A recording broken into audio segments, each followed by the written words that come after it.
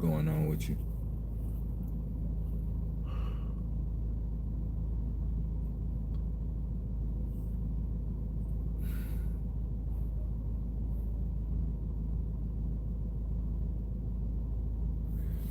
I'm just waiting on a few more people to get up in here.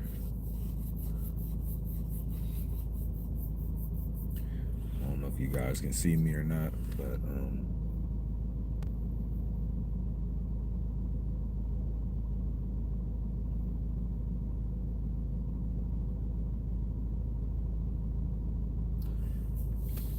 yeah.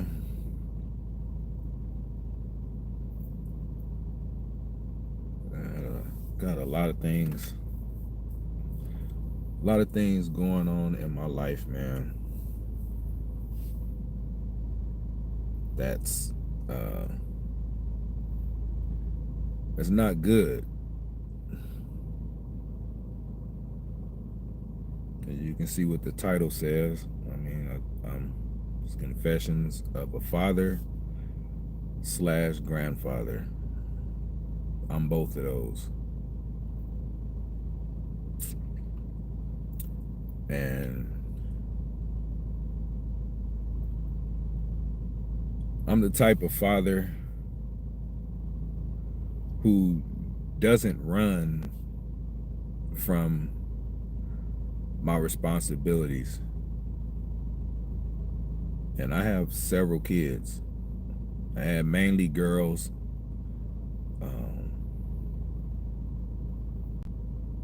I got 6 girls and 2 boys.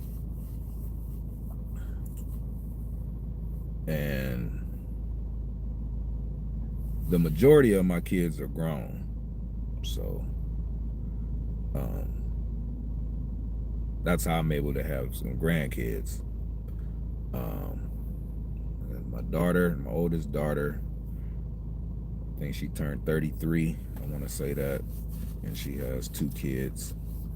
My son is 25 or 27, 25 or 26. I can't remember. I got all these birth dates and all that stuff, and he has a son.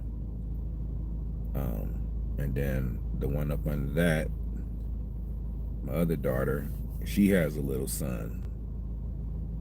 So that's 3 of my kids that are grown. I got another grown one, like a daughter. And I got one more that's grown. So I have 5 grown kids that are on their own, living in different states, stuff like that. And then I got one that's coming up. This is her last year of high school. And that will be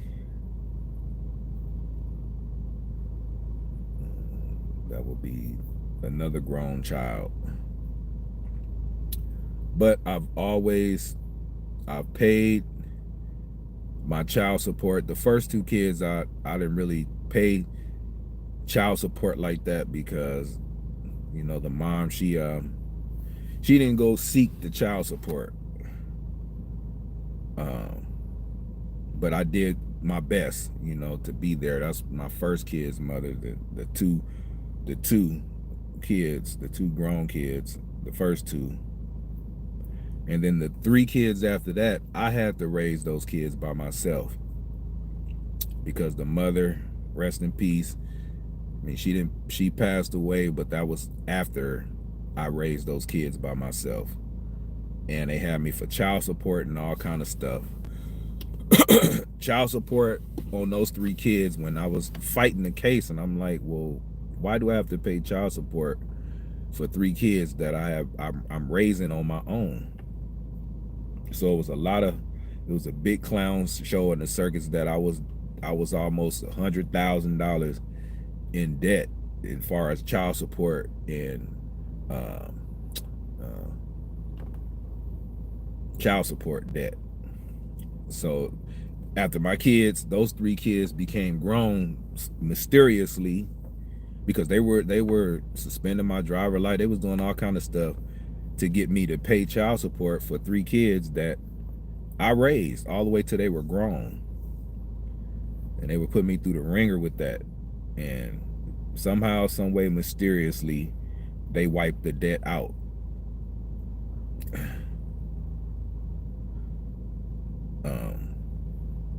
So that's 5 kids that child support got wiped out. Then I have 2 other kids, their mother, with her greed,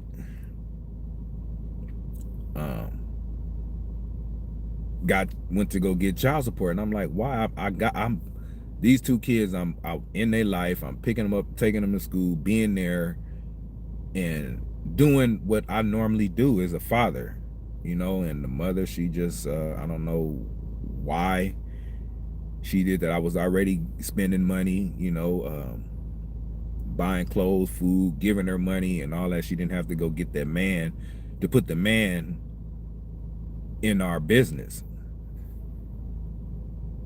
But that child support right there, they're charging me so much money, is where it's like I'm struggling. Even though I work, y'all see me work, you know, I work for the government, post office. I've been there almost 14, 15 years. And I've been paying that child support that long. Like it's a lot. It's a lot. And then the mother went and upped the ante. She went back down there and raised it some more, because she said I wasn't coming to pick up the kids like I normally do. But she has to understand, I can't. I have to work.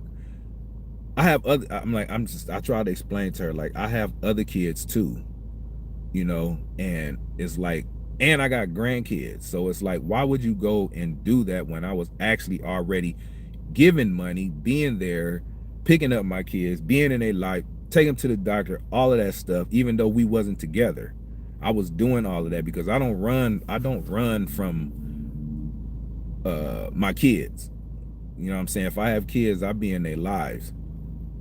But that child support right there, man, that's what's killing me right now. I'm paying almost $1,600 a month for 2 kids. One of them is about to be grown, and it's like, why would you?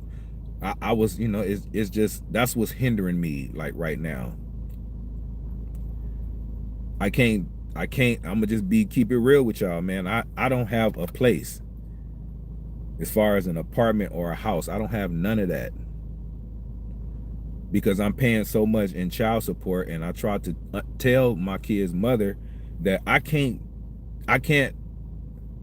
make the time like how I used to, because I have to work a whole lot of hours to be able to live myself and to pay my bills, my car note, my phone bill, all the stuff that I got that I'm paying. I have to work crazy hours. And I told her that you sacrificed, it wasn't me. If I could, I would, but I can't. I have to work 10, 12, 13 hours a day to even survive. You try working all that, and then somebody coming and take $1,600 out of your paycheck a month.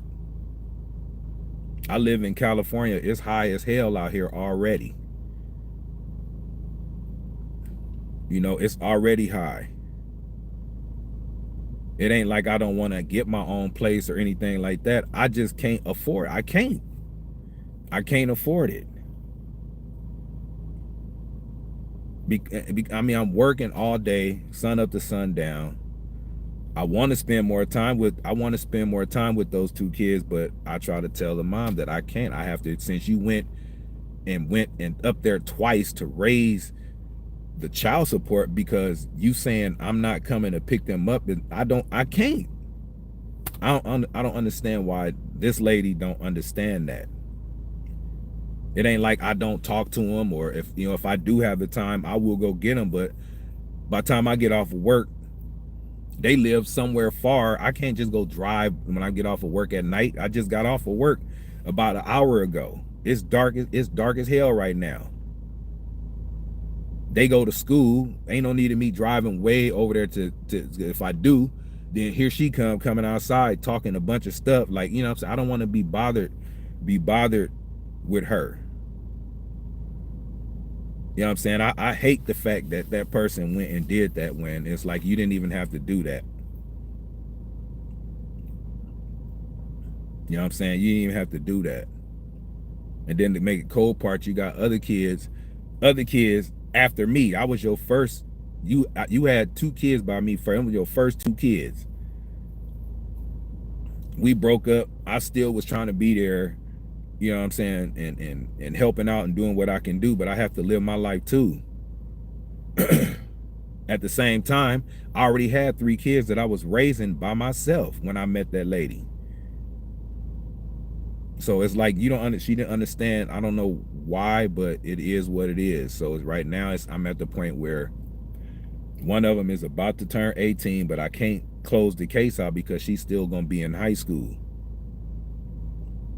And I don't know how much they gonna slash off of that child support. You know what I'm saying? I'm not behind. I'm not behind in child support. I am current.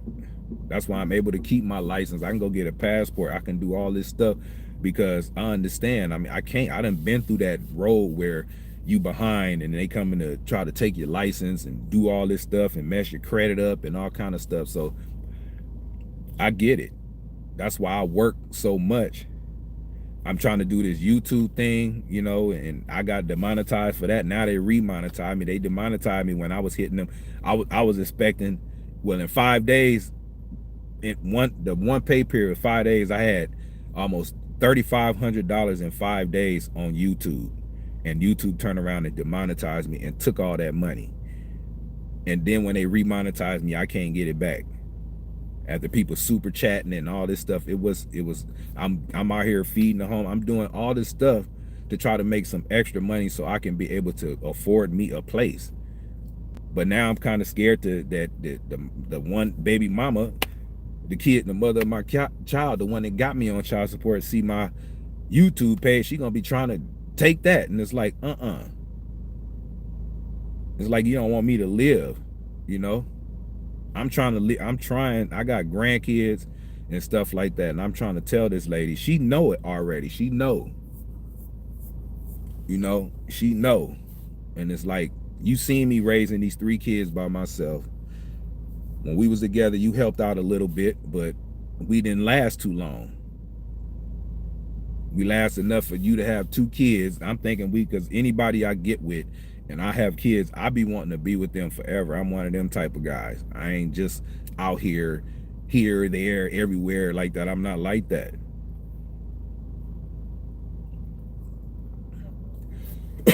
Even though I probably could. I mean, I'm a handsome guy, whatever, but that's not my motive in this. I had kids with you. I want to be with you.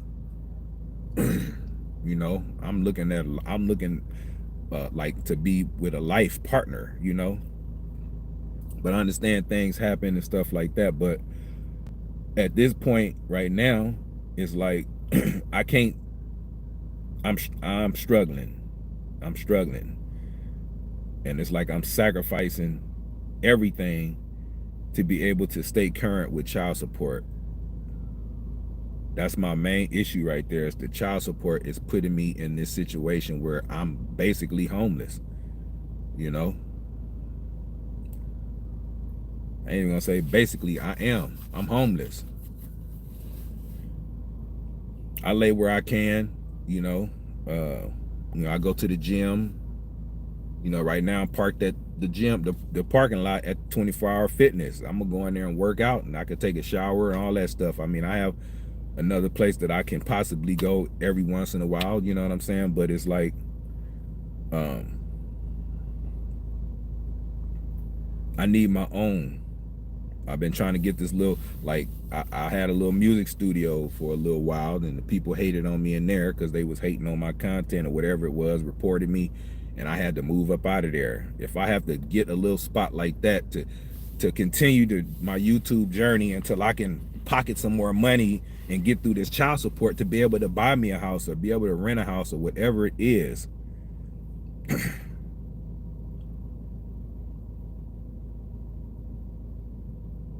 You know, a lot of people don't know. They think when they see my videos and things like that, like I'm smiling, I'm trying to stay focused on this YouTube journey plus working at the post office.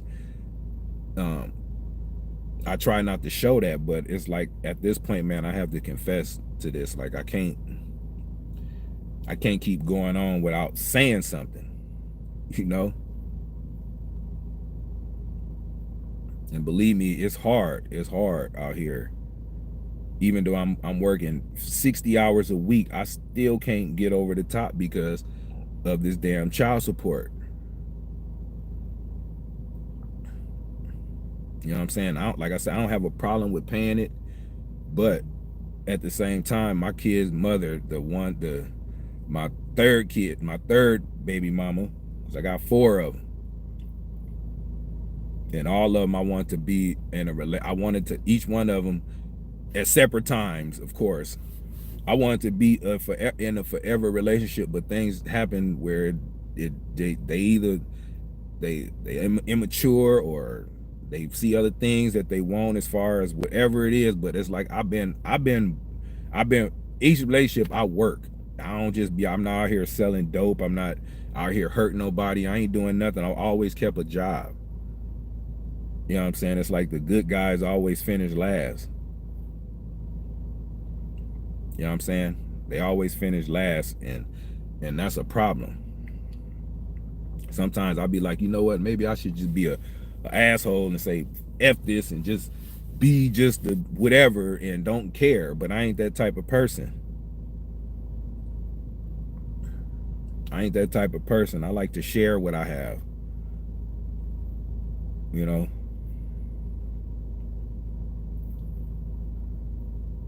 Y'all seen my little son. I got a little son. I named him after my brother who passed away. Rest in peace. I try to spend time with him and you know, and you know, be a father.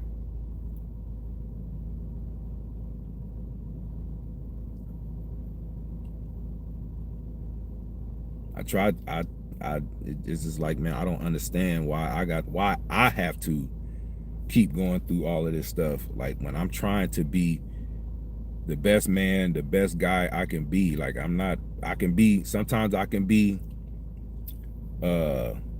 direct and stern. I guess that's what you want to call it. Some people say you can be an asshole sometimes, but everybody can be an asshole sometimes. But I'm not like that 24 hours a day. I only become an asshole when I see my damn paycheck, and it's like, damn, I done grossed one paycheck. It could be like $5,000, $6,000, and then here come the child support and all the tax and all this stuff, and then it's breaking it all the way down half of that. Like I'm barely getting half of that. It's like, damn.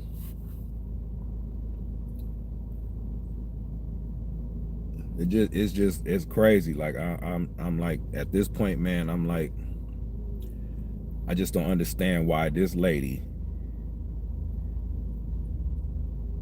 won't see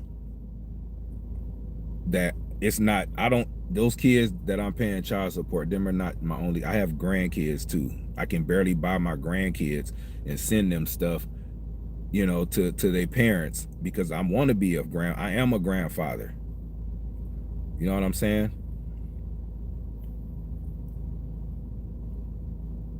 I am a grandfather. And it's like I pray, you know, I pray to God and ask him, you know, to help me and to guide me on the right path and everything. You know what I'm saying? I don't pray 10 times a day, but I pray. I'm a God-fearing man.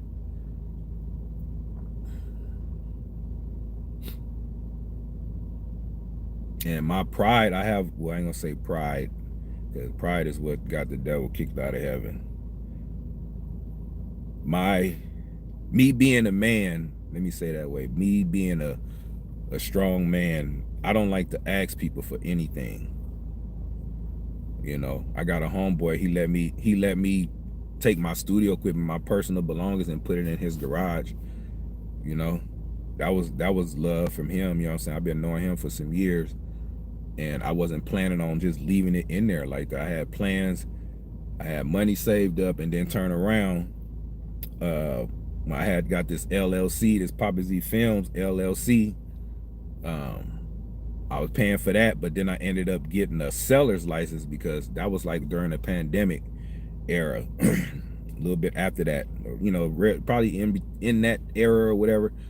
I had applied to get a seller's license because I was gonna start selling stuff. Like, you know, I was trying to come up with a way to make extra money, but I worked all the way through the pandemic with the post office. They ain't even gave us no hero pay for that, and I worked through that. Didn't get sick at all, but I ended up getting a seller's license.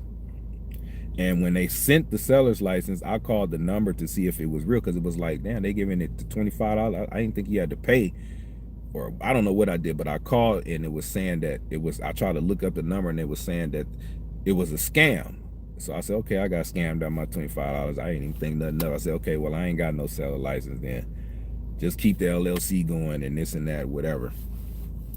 So I had money saved in my bank account because like I told you before, I had a place, a little studio spot.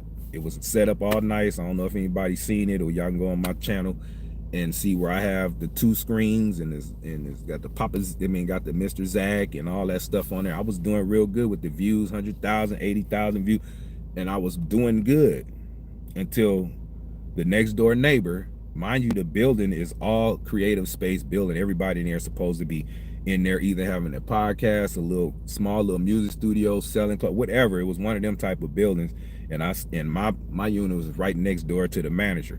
He got a bunch of stuff in his unit, beating on drums and all kind of stuff in there, making stuff, and I'm not complaining about what he doing because I have to do my podcast and my stuff late at night when I get off of work. He doing what he doing. I'm not complaining about it, but lo and behold, this dude going behind my back complaining to the owners of the company, whatever. He the manager, mind you. This dude out here in the courtyard with a baseball bat and batting cage out there hitting balls in the courtyard and all. We ain't supposed to be doing that. That's like, it's a music studio location where it's like maybe 40 or 50 units, and he in there hitting baseballs and all. To get to do all this stuff, I understand he the manager, but I'm not complaining hearing the baseball, him hitting and swatting the ball or beating on drums or any of that. But the man, make a long story short, he was the one that was complaining. And he told on himself, talking about, you be talking about Kamala, and you know, you got black people up in this building, they probably don't like it. I was like, man, them black people don't give a damn about what I'm talking about. If they had a problem, they'll come knock on the door. It was him.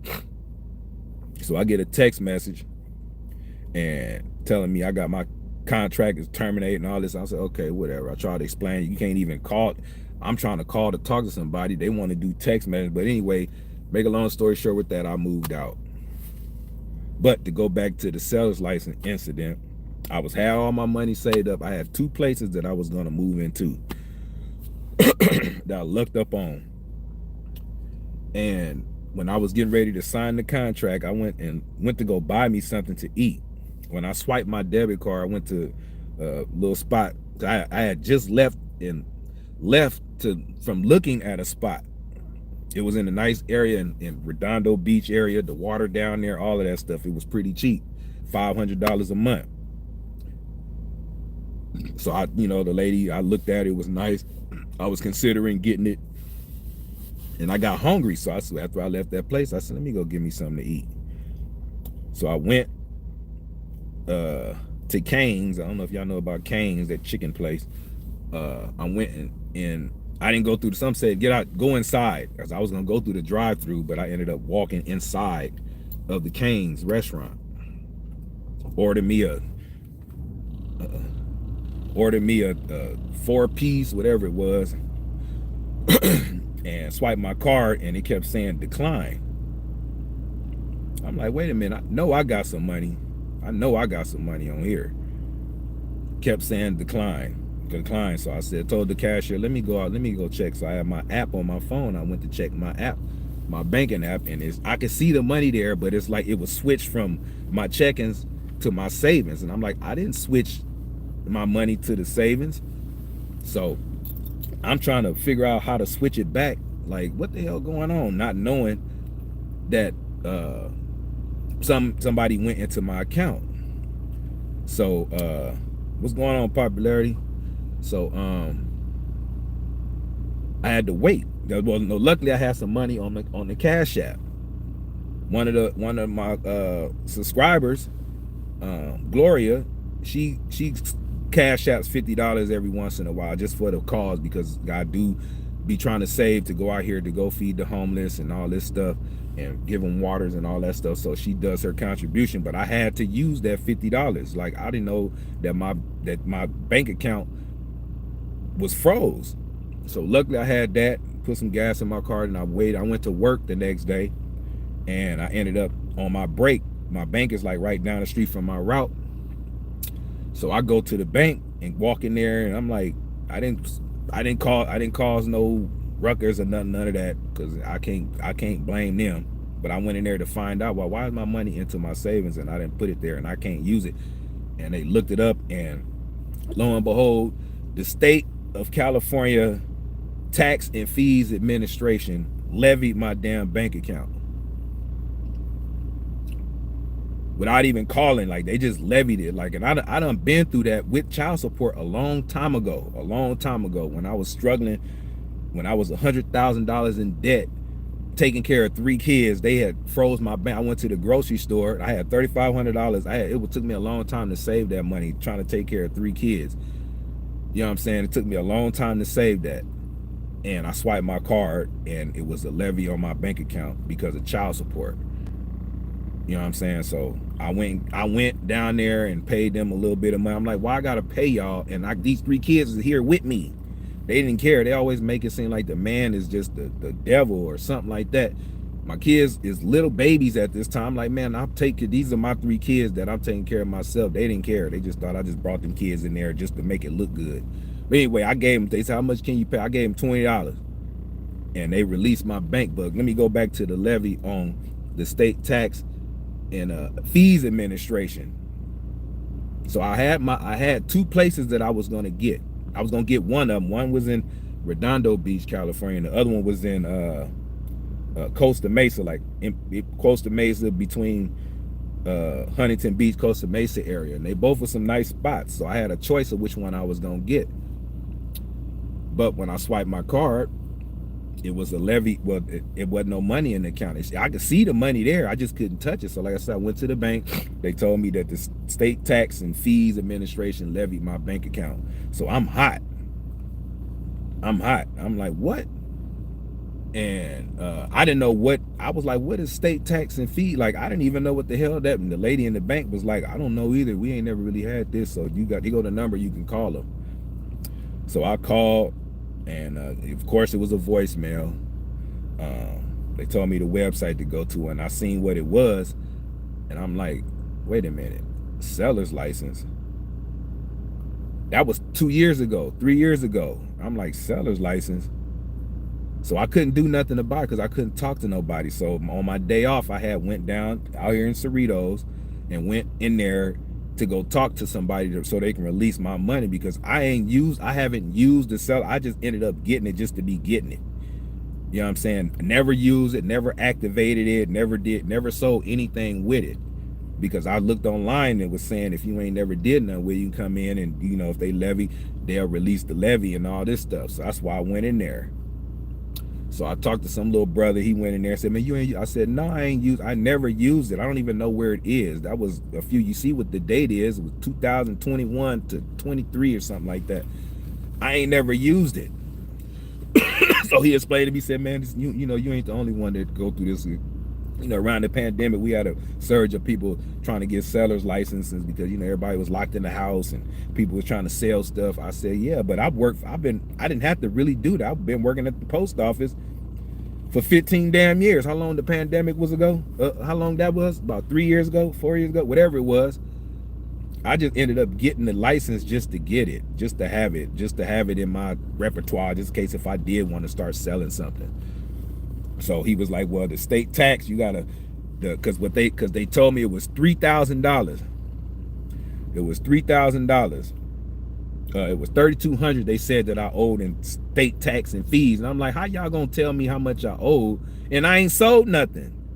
I ain't use it to sell nothing. And I got loud in that place a little bit, like, cause y'all telling me I owe y'all $3,200, and I ain't sold nothing.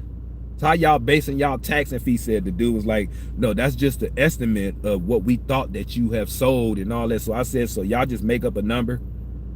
He was like, basically, I mean, you ain't never reported. No, I said, because I ain't never used it. I never used it. So he like, well, all right, well, he had me sit down, I made an account, whatever it is, and he closed it. He said, you want to close? I said, yeah, I want to close this damn thing out, and I want because I had talked, before I went down there, I finally had talked to somebody on the phone, the lady that was over the case, and she told me what was it late, okay? No, it was the receptionist who answered the phone from another office. And she told me to write this information down, tell them that you want to close the account out, and get the lady name who's over the account, push the pound, this and zero, and go to it. I did all that, and I ended up talking to somebody, so I ended up going down there, brought my paperwork and all that stuff, and they made it. The dude made me a little account online. He closed everything out. Everything says zeros right now. I got the paperwork right here. Everything is zeros. First they was trying to say it was 3,200. I'm like, wait a minute. Shit, I ain't sold nothing. How y'all gonna tell me that I owe 3,200 in taxes when I ain't sold nothing? So let me see. This is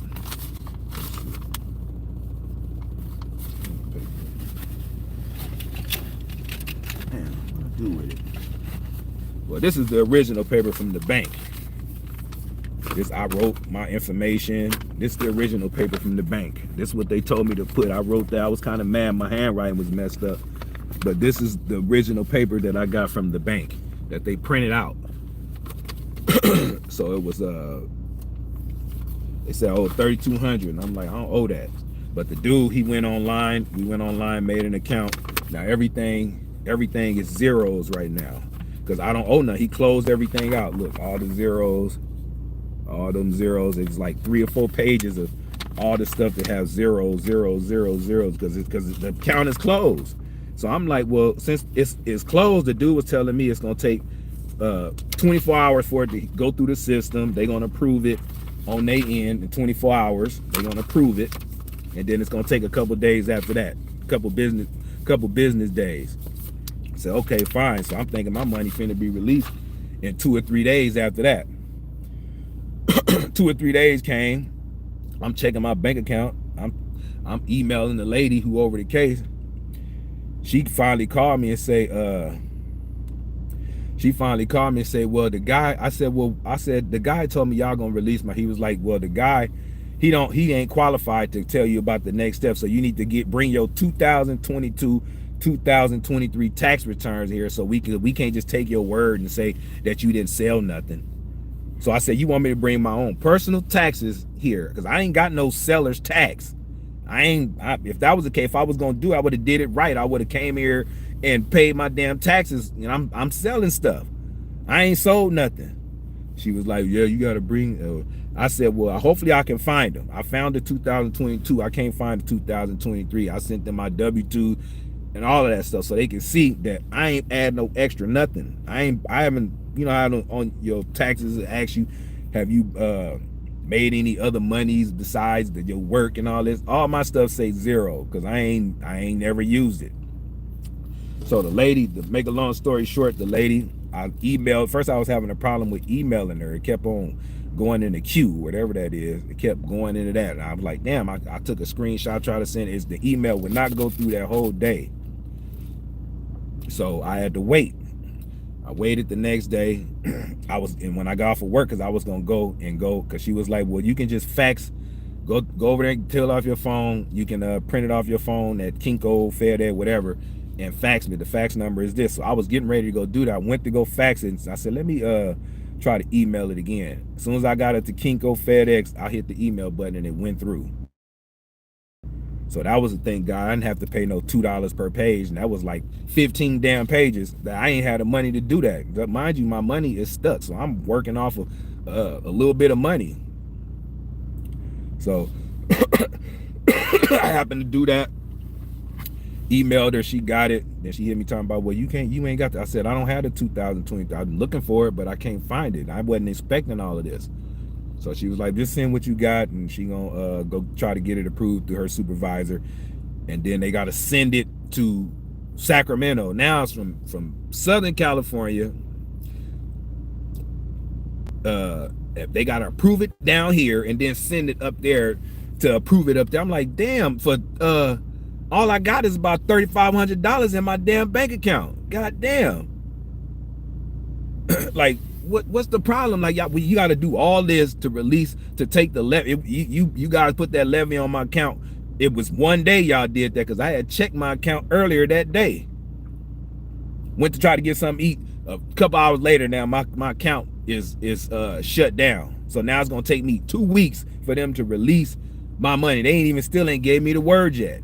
She said, well, she was like, when you go to your app, do you still see? I said, nah, because the other day I looked, the money is gone now. Now it's zeros in my bank account.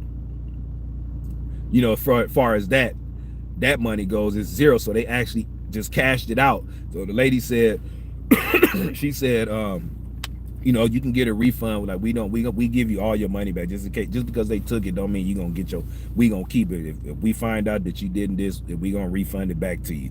I said, how is that gonna happen? You gonna express mail it, or you gonna just put it back and contact my bank, or what? And she said 9 times out of 10, that's what they do. They'll contact the bank, and then they'll deposit the money that they took from me back into my account. So I've been waiting. You know what I'm saying? I've been waiting. It was last week. I went through the whole last week. You know, thank God for one of my kids' mothers. You know, she loaned me a couple of dollars. You know what I'm saying? Thank God for it. And my last kid, my son's mother, thank God for her. You know what I'm saying? And the little Cash App money that I had that Gloria sent, I used that day to put gas in my car to get back and forth to work. Forget eating. You know what I'm saying? I'm not even hungry. I'm worrying about my damn money. You know what I'm saying? So then I had a check coming. So I got paid in between that time. So I do got a little bit of money, but I want that other money, because I'm about to get paid again next week. Then now that's even more money that I can have to put on a place. You know what I'm saying? So clean my credit up a little bit. But the point is like, man, why do I keep going through this dumbass shit? You know what I'm saying? I'm not doing nothing to nobody. I'm not doing anything to anybody. I can see if I was out here committing crimes and doing all this weird stuff to bring situations on like that, but I'm out here clean. I'm a law-abiding citizen. I don't have no tickets. I don't have no warrants. I got up-to-date tags. You know what I'm saying? My child support is all up to date. And it's like, I go to work every day. I spend time with my kids, you know what I'm saying? I call them, I try, you know what I'm saying? It's like, damn, what is the damn problem? What is the problem? I finally, when they finally released me out of YouTube jail, then the spot that I got kicked out of there. Like, damn, I was in that spot for 2 months without getting paid on YouTube, doing good, getting hundreds of thousands of damn views on my lives and all this other stuff, and then they kicked me out 5 days before YouTube get ready to monetize me again. Like, damn. That's why I got the place. Like, I set it up nice. I had everything looking right, my graphics, everything. It's still set. It's still there on my computer. I just need a place, you know. I just need a place. I don't understand. I'm like, right now, I'm like I said earlier, I'm homeless and shit. You know what I'm saying? I don't have my own place. I got a place that I can go to, you know what I'm saying, if I don't want to sleep in my car a night too. Sometimes sometimes I'll go to the gym or work out to 3, 4, 5 o'clock in the morning. The gym is right around the corner from my job. I'll work out even after I work 12, 13 hours. I know it's a shower in there. You know what I'm saying? I can work out real slow, you know, try to get some content from YouTube, whatever it is, just to kill the time and the vibes and the time, and work out, and then take a shower, and then drive up the street to work. I was embarrassed about it, but it's like, I can't. It is what it is, man. It is what it is. It is what it is. I'm just trying to be a good guy to my son and my son's mother, I'm trying to be a good guy to my grandkids. I'm trying to be a good guy to my other kids. I'm trying. And it's like, why do I gotta constantly, why do I even changed my name from Papa Z to Mr. Zach. Like, why do I have to go through this? Like, why? Why? I just want to be I am a productive citizen, law-abiding citizen, but I just want to be able to to get my own place. Like, I can't get it because of this child support situation. I'm paying too much money. You know, I tried to fight it, but they like, well, this is what you make a month. They saying I make 6,600 a month and this and that. I'm like, well, I don't be seeing that. Where y'all calculating this? I make $6,700 a month. That's how child support do. They look at everything before they even look at the deductions, all that. I'm like, why do y'all estimate that? I don't take that home. That's crazy. And they'll base all that. If you made $10,000 a month, they're gonna base your child support off of $10,000, even though you only brought home $5,000. After you pay your taxes and pay your child support, like, damn, what is the why do they do that?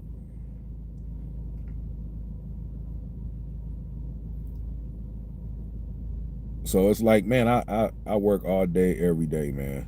Some days I might call out because I'm tired, but I ain't never been a person that's been having a problem with working a job.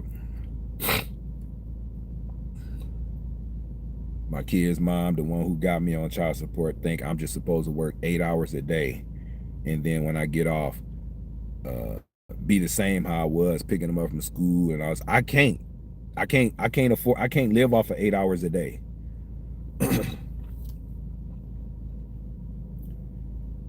I can't, especially when she upped the ante on my damn child support. It's fucking crazy and ridiculous. You want me just to be out here struggling and all of that, like, for real, for real. And it seems like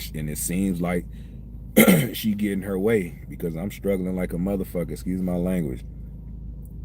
I got enough money to pay my little bills and pay what I need to pay, and, you know, help out where I need to help out, especially with my little son and stuff like that, and try to help out in that situation, and you know, and try with my grandkids, you know, the ones that would, I send them a little bit of things that I can. But it's like, this lady, I don't understand why she don't see that. Like, those two kids, one of them about to be grown, the other one is 11 or 12. And it's like, why do I have to go through this? And when we was together, I wasn't there. I was there for my kids. I did everything I needed to do when I was with you. Even when we broke up, I was still giving you $700-800, whatever I can, picking them up and doing what I had to do, because it was easier when the white man or the black man, whoever man, the government man, wasn't in my damn business. Now it's like, damn, it don't matter if you work 2 hours a week, they gonna hit your ass for what they bang the gavel for you to pay. Like, they don't give a damn if you get sick. Now you in the hole. Now they trying to take your damn they trying to take your license and all kind of stuff, messing your credit up and all kind of stuff because a person got sick. Knock on wood, I don't get sick that easy. So, but I am old. I'm 51 years old. Shit, I'm working. People say, you got a good job because you walk all day. Well, damn, I'm doing it 13, 14 years. Don't you think my body done got used to it? You don't think now my body is being worn down from the walking all day? Shit, it get cold and hot, and I be having to pee and all kinds of stuff. You got to hold your pee damn near half the day to get to a bathroom. You don't think my bladder messed up? My back and carrying mail and jumping in and out of that damn truck? Shit. When you first start the post office, you know, you lose weight and all that stuff, and, you know, and then you start gaining it back. And at some point, you know, within the last year or so, I said, you know what, let me get in shape. So I ended up getting in real good shape. I slowed up a little bit, but I'm about to get back into it. Like I said, I'll be at the gym,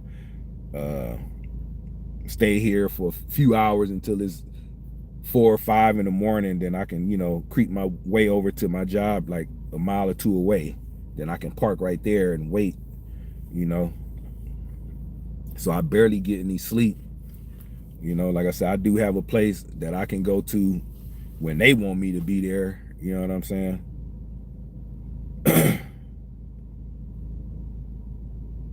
But other than that, I'm a good dude. Like, it's like I'm not asking for no handouts or nothing. All I'm asking is for a prayer. You know what I'm saying?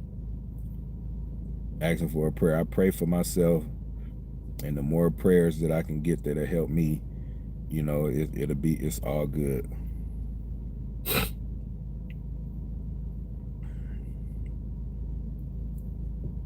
I'm trying to be a good man. I'm trying to be all of that, man.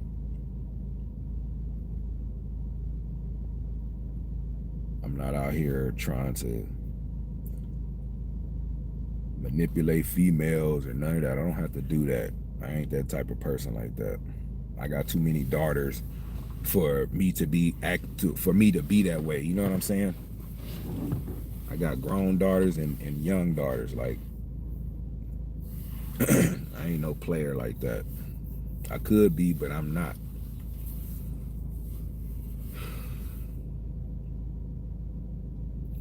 It's like, man, I love my country. That's why I've been doing this type of content, you know, and political content. I love the country. I mean, I love the freedom and stuff like that, you know. And yeah, you know. But it's like, why do I have to go through this? All my life it's like it's been like this. Like, damn. I mean, I'll get a good run for a minute, and then next thing you know, here come all this stuff. Like, what is it? Am I expected something's gonna happen to me? Like, is something big gonna happen to me where I know I've been through all the struggles, and then once the big thing happened, I'll know not to go back to that way or something? Because I don't understand. I don't understand.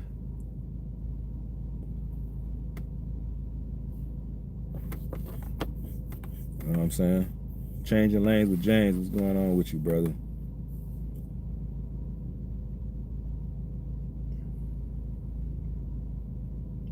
You know, I got a bunch of equipment that's just sitting at my boy house. Popularity contest, so I was just sitting there in the garage collecting dust.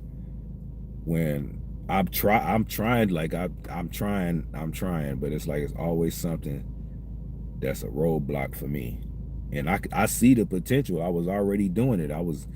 These lives was having 600 people looking and 500, the 1500. Like, now it's like it go up and down, 8 people, 10 people, 11, whatever. It all adds up. But um, I know the potential, and then, like, I help a lot of people. I've helped a lot of people in my life, and I'm not even lying about that. Like, I'm not a gatekeeper at all. I don't gatekeep. If it's something you don't know or understand about this content creating or anything like that, I'm willing to help. You know what I'm saying? I'm not no gatekeeper.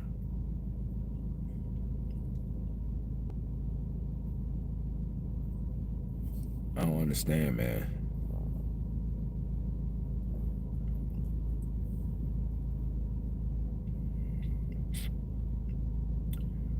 He said it might be a big comeback coming, man. Well, damn.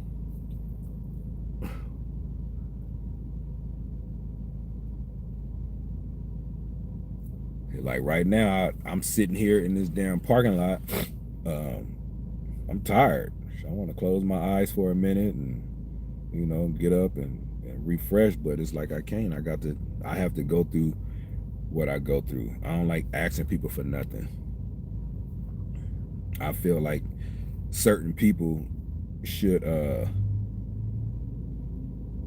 extend the hand out, like, you know what I'm saying? Come on over here. Like, I ain't talking about you, popularity contests. Don't get me twisted. I don't wanna I don't wanna you know, mess up what I got going on with you, brother. So it ain't got nothing to do with you. Especially when I'm like really trying to help out and trying to trying to be there, but you know, it's just crazy, man. Locatina, yeah, I'm okay. How you doing, Locatina? I ain't seen you in a minute. I'm all right. You know me, I'm always going through. It's always a struggle for me. You know, every time I get something going or and be on the right track, it's always something that sets me back, and it's like it's trying to make me just quit. You know what I'm saying? Like, you know what? I'm done with all this. Like, but I can't. I ain't never been that way. I've been creating content, making beats, doing all kind of stuff since my first child was born. Like even before that, and she 33 years old. So it's like I've been doing. They've been seeing me sitting at a computer and doing this and doing that all day. Like all my kids. You know what I'm saying? I can't wait till my grandkids see me doing that. You know, I've been doing this all my life, like all my adult life, and for me to just give it up now, it would just be dumb. Some people tell me, "Won't you just do something else?" Like I can't. If I even when I tried to quit, my boy popularity contest years ago brought me back from the dead off of that. Like I was doing all kinds. I just got tired. I got tired.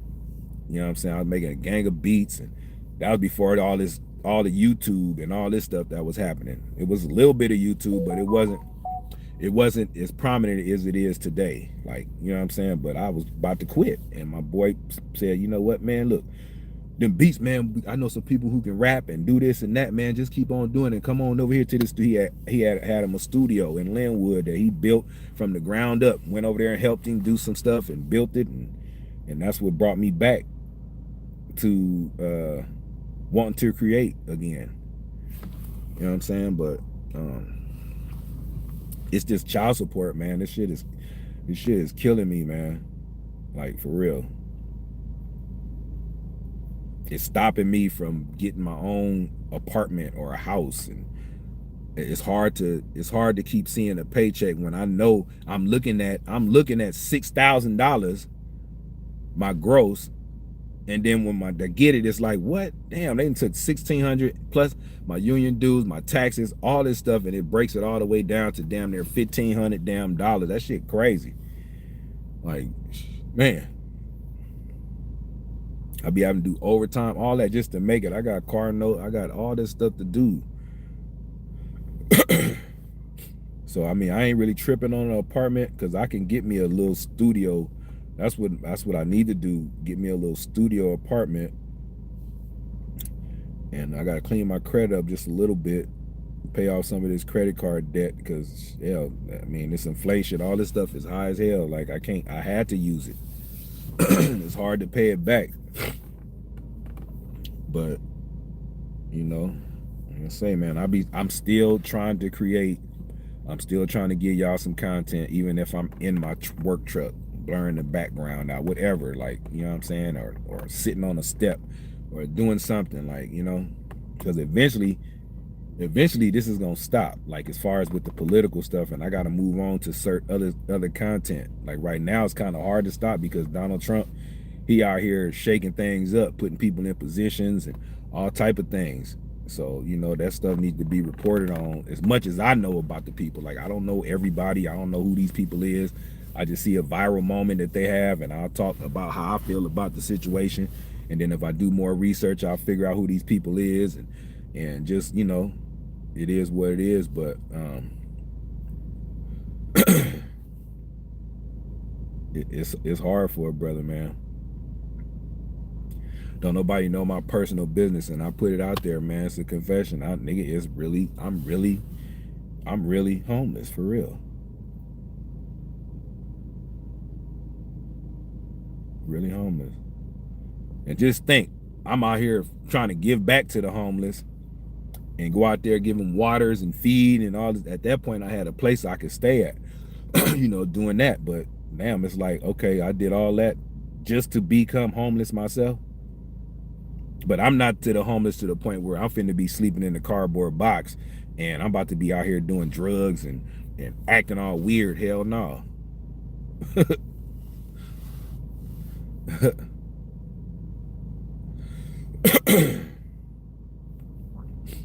I'm not finna be that type of person. Like I say, it's a little setback, man. Once they clear my name, clear this levy off my account, then I can move forward. But until then, man, I got to do what I need to do.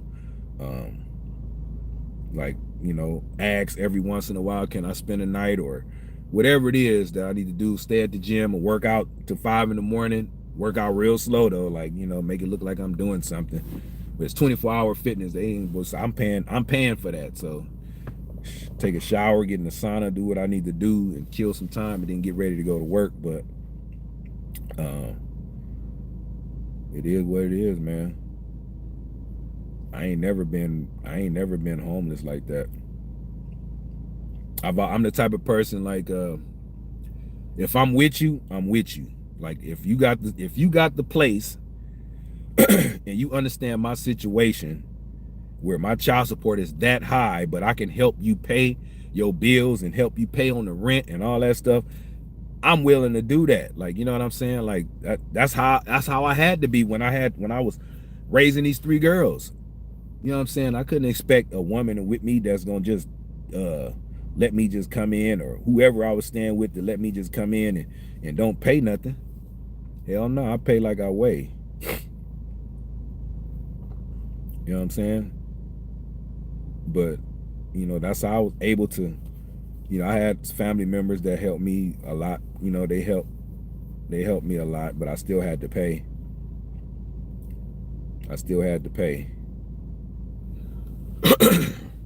And I ain't got a problem with that. Like, especially if you love me and I love you, like, it's like we doing it together. You know what I'm saying? And it's like, if I had the place and the female was struggling or needed a place to stay and I loved her and all that stuff, I ain't gonna be tripping. Like, come on home. We gonna make this thing work. We gonna do what we do. We both love each other and we finna do it. You know what I'm saying? We about to do this thing. That's where I'm at with things. Like, I can't get my own place right now until this child support is eliminated.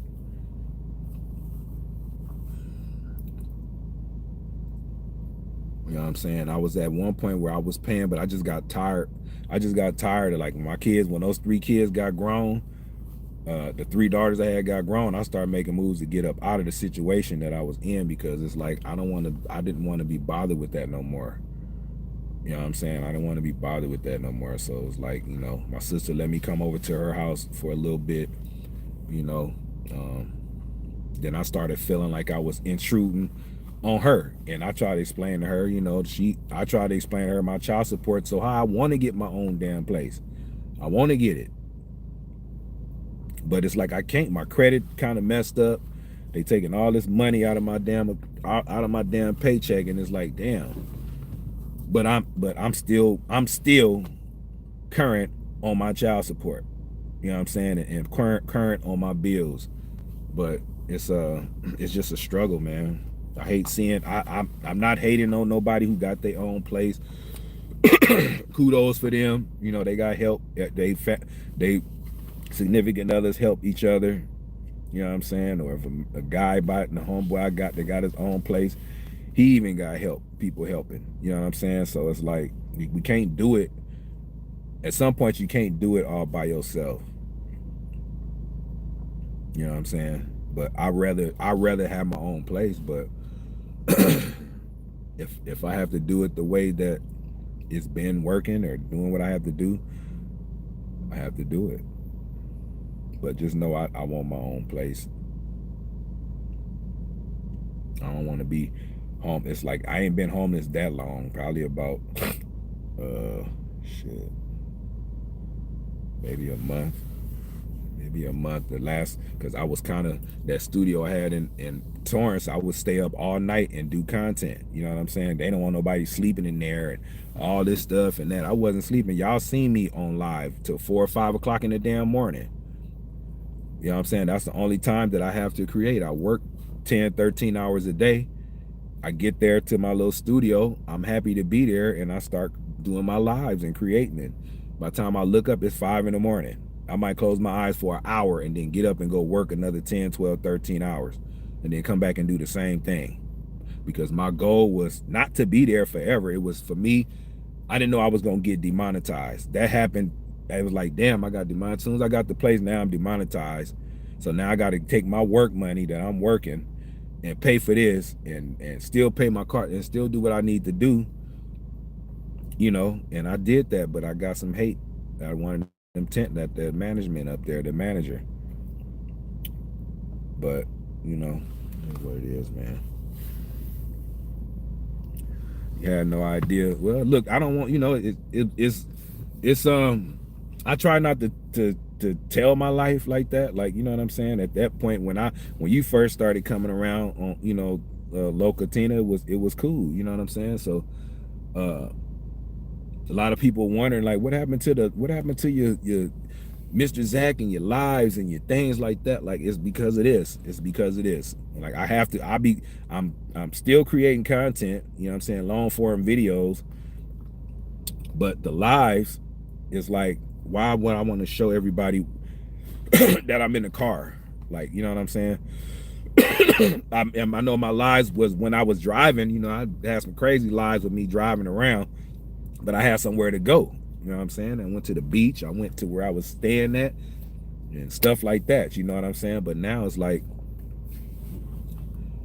you know, that's why I put confessions of a good dude, a father, and a grandfather. You know what I'm saying? This is what I have to do. I got to confess it and put it out there in the air instead of trying to just hold it in. I'll be telling certain people, but it's like they don't get it. I don't get it. I ain't out here trying to hurt nobody. I ain't trying to do nothing. I be taking a chance out here late at night, laying my seat back, and I'm fishbowled in my car, like you can see in here.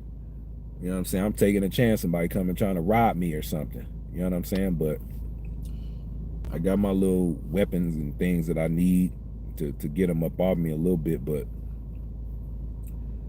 this is I guess this is something that I have to go through. Like I said, I was out here on Skid Row taking waters and doing all this stuff for these people, and turned out here I come being in that same position. But I ain't gonna be in no cardboard box. That's not me.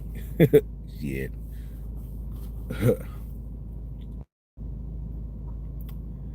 They don't have jobs like me. I have a government job, and that's a damn shame. I got this good job and I can't fucking afford to give me a fucking place because of this one particular mother of one of my kids, my third baby mama. The first one is in Atlanta. The second one, she passed away. The third one is somewhere over here in Rosemead, St. Peter, somewhere out here. And the fourth one is over here. Like, she good. The fourth one, you know, she got her situation good. I'm not hating. I don't hate her. I don't hate her. Oh, I love her. She take care of my son and allow me to be there, and you know what I'm saying, and all that. I mean, she allowed that, you know what I'm saying. She ain't putting no child support on me because she see the struggle. Like, I'm an open book. I'd say it, like, I got this and that, and this is what's going on. So as long as I do what I need to do and you know, try to spend some time with him, and he don't ask for much. He just want to see his dada, you know what I'm saying. So I go see him and ride around with him, and you know, do what I need to do with him, you know. But it's hard out here, man. But I'm glad people didn't really know that, because I'm not trying to. I had, like I said, I had to do my confessions, because it's like, look, if I don't say nothing, it's gonna bother me. Even though I say it to other people, like I say it, and it's like, okay, they'll say, well, do this. I mean, it's like, it's easy to tell me to do something when they don't understand that I can't. It's like, I can't. The government that I work for got their foot on my damn neck, like a George Floyd situation, choking me out. Not to bring George Floyd up, but anyway, we already know what that was about. But You know, I'm trying to prosper. I'm trying to process this and prosper at the same time. And I appreciate everybody, man, that be tapping in with me, giving me these messages, inspirational messages and different things like that, you know. You know, I love that. You know, I'm not out here by myself, you know. And the people that's on here, my moderators, you know, they come tapping in, and I got a few other people come in. What's up, Barcelina? Barcelina know me. She been knowing me. I've been knowing her damn near all her life. You know what I'm saying? So, but this ain't the end, and this ain't gonna be the last. You know, like changing lanes with James says, probably something big on the way. I heard that before. That's what keep me going, you know. But it's like, okay, well, how big is it gonna be? It's gonna be big to the point where I'm gonna get a whole building and get me a house, or get me a house and put a building inside the house. What? Like, damn, am I gonna get married? Like, you know, what is the problem? I want to get married. You know what I'm saying? I do.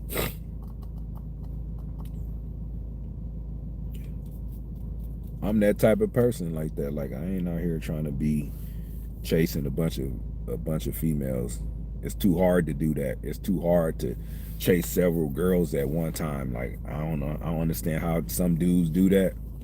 It's just too hard. It's too hard to try to lie and explain to this lie and then tell another lie and lie to this. Like, it's just too much. My brain is not good with keeping up with stuff like that. Like, you know what I'm saying?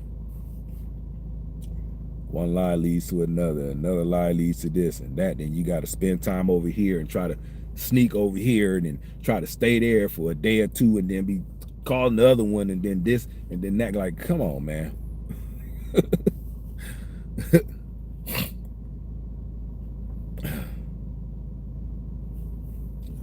I know some people who going through that right now. You know, and they want you to cover up their lie for them. Like, you know.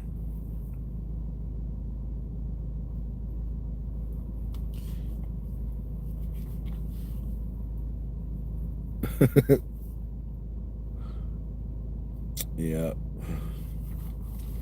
But one good thing happened, man. We got a new president. He out here shaking the trees, rattling the leaves, and all the bad apples is falling to the ground. You know what I'm saying? They fall into the ground. They're like, man, this man came here and shook up. You know. But and kudos to President Trump, man. I was pushing for it this whole time, so he in there, and you know, we take that censorship off so we can have our freedom of speech, our freedoms, and I can say and not be shadow banned and all type of stuff. You know what I'm saying? Maybe that's what's happening. You know, once he get in the office, he gonna the shadow banning and the censorship and the speech censorship is gonna be lifted, because ain't no way in hell I go onto my YouTube, I hit my icon, and it shows my views that I got. This should be almost about 20 million views now, 19 million views. Ain't no way in hell that it's showing me 19 to 20 million views, and when I go on my videos, it's showing 500, 200, this and that. And you know, the lives was doing it, but the lives ain't. I ain't did that many lives. I didn't do that many lives. You know what I'm saying? Maybe 15, 16. But I ain't getting no million views on them damn lives. So ain't no way in hell they shadow, but they won't let me see. They won't let me see my actual views. You know. So I'm like, something is up, but you know, I'm gonna just keep going. I'm gonna keep going.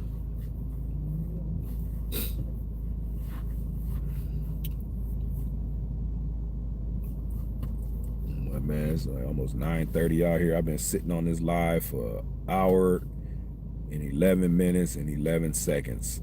Wow. With my car running, because it's cold out here. I got the heater on.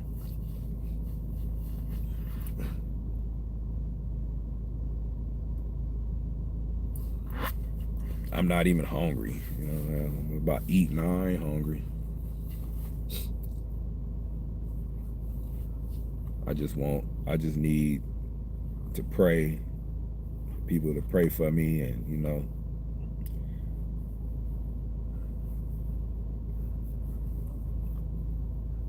like I can say, man, I've been a good dude all my life, man. There ain't no reason in way in hell I should be going through the things that I go through. I can understand some things, but left and right is like, what am I doing wrong? What am I doing?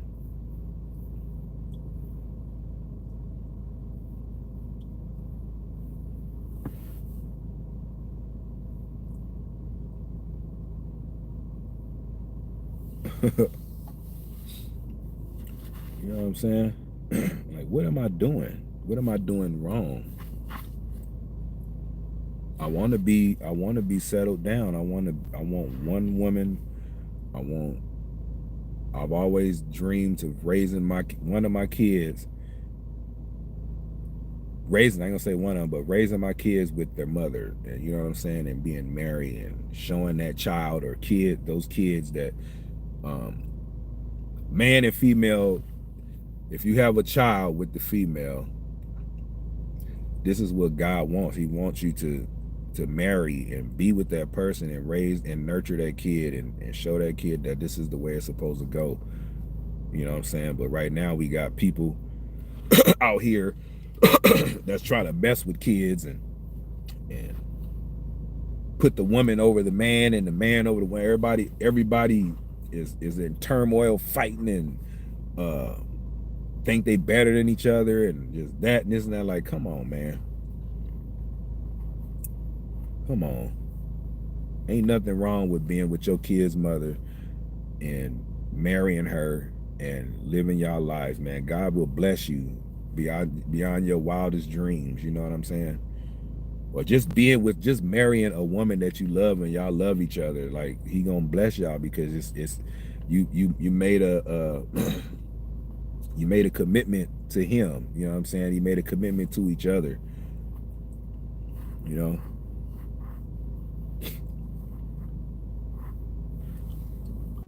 What up, Cat? Locatina Gloria popularity contest, man. Yeah, man.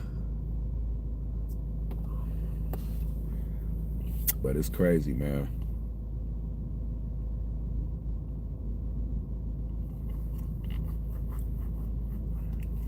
I just don't understand I don't understand what's going on. Like I said before, man, I'm a good dude. I like to help people. Uh, I could be a little asshole sometimes, but like I say, everybody got a little asshole in them, literally. No Diddy. You know what I'm saying? Everybody got that, but at some point, man, you got to at some point, man, things got to change for your boy, man. Things got to change. I had bought a lottery ticket. I bought a Mega Million ticket. Let me see. I bought that today out of the blue. I really don't even play Super Lotto or Mega Millions. Did a lotto.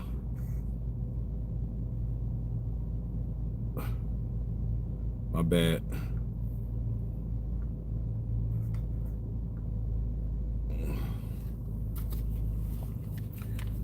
Yeah, but like I was saying before my phone rudely interrupted,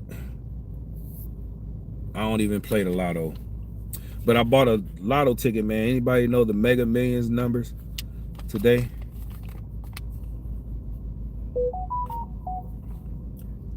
Anybody can look up the Mega Millions, the lottery Mega Millions numbers for today, for Wednesday. Wait, what's today? For Tuesday. My bad.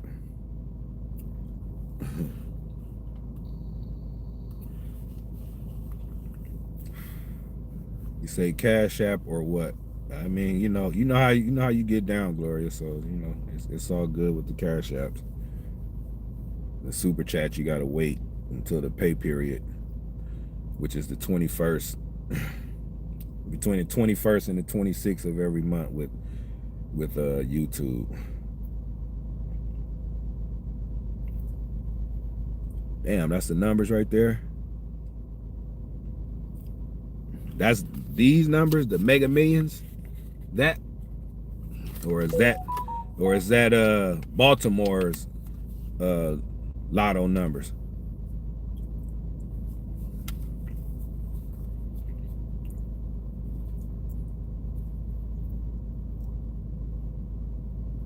Okay, well, damn. Guess I ain't no damn millionaire. Guess I ain't no millionaire.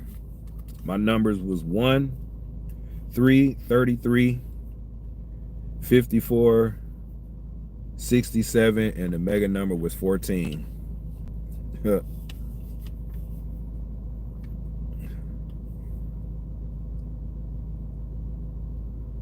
You won $5, $10. Oh, damn, at least you won something.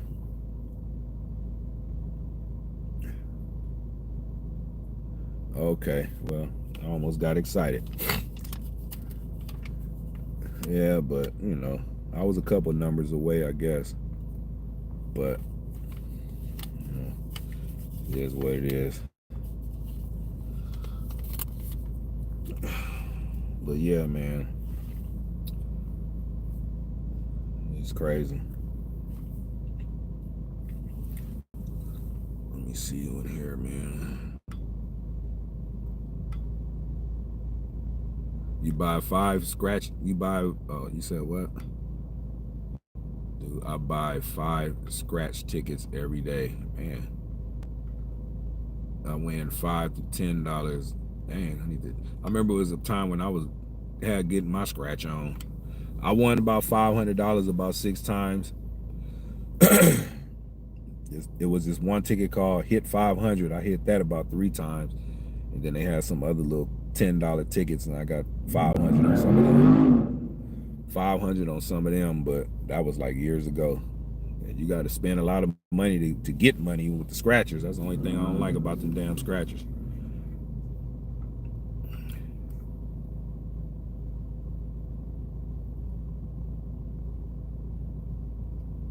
Gloria says, Zach, you have to say what you want. Wait, Zach, you have to say what it is you want. Help me out here, or need us to do. I mean, the main thing is a prayer. Pray for me, man. I'm not no beggar. Like I don't. It's hard for me to ask people for stuff. Like, even though if I ain't got it, and I still try to help others. Even if I ain't got it, but I'm not. It's hard for me to say, put $500 in that Cash App right now. Like, it's hard for me to do that. It's hard for me to say that. Like, I'm not one of them type of people like that. A lot of it helps, and my main thing is the Cash App money was to actually help the other people, you know what I'm saying? But at this point, I was glad that little $50 was in there when they froze my bank account. I had to cash it out. I wasn't quite sure if they was gonna take that, because my money was already froze, and it was like, ain't no other way I could get the money. I had to cash it out to my account, the one that's froze, but it's like they ain't touched that. So they got what they got, and hopefully by a couple of days this week they'll release the money that they done levy from me, like, and refund me my money, because I haven't used that seller's license. I haven't used it. I ain't sold nothing. I ain't bought nothing to sell. It was just something for me just to have and say that I have it, just in case I wanted to sell some stuff online or whatever it is. But I never got around to actually doing that. So, but I thought it was a scam because it was so easy for me to get it, and then they mailed it to me, and it was a yellow piece of paper, and I thought, it didn't look like a the licenses just look like something that say state of California sellers license this and that. And then when I tried to type the numbers in to see if the numbers was real, the numbers, it wasn't even finding the numbers. And then the website popped up talking about look out for scams and all this stuff. So I thought it was a scam. That's why I just folded it back up and put it in my little briefcase and was like, you know what? Hey, it was a scam, but it's okay. It's totally okay. I just have to, you know, just wait it out, pray. Like I get paid this Tuesday coming up next Tuesday. Mind you, I got paid last Tuesday, so it's like, you know, it wasn't what I thought it was gonna be. I never know how much I'm gonna get, you know, because it's always different. I can't just expect $2,000 every 2 weeks. My shit be it be showing I made a lot more, but with their child support taking away $1,600 out of my account plus the taxes and all that stuff, it be like, damn.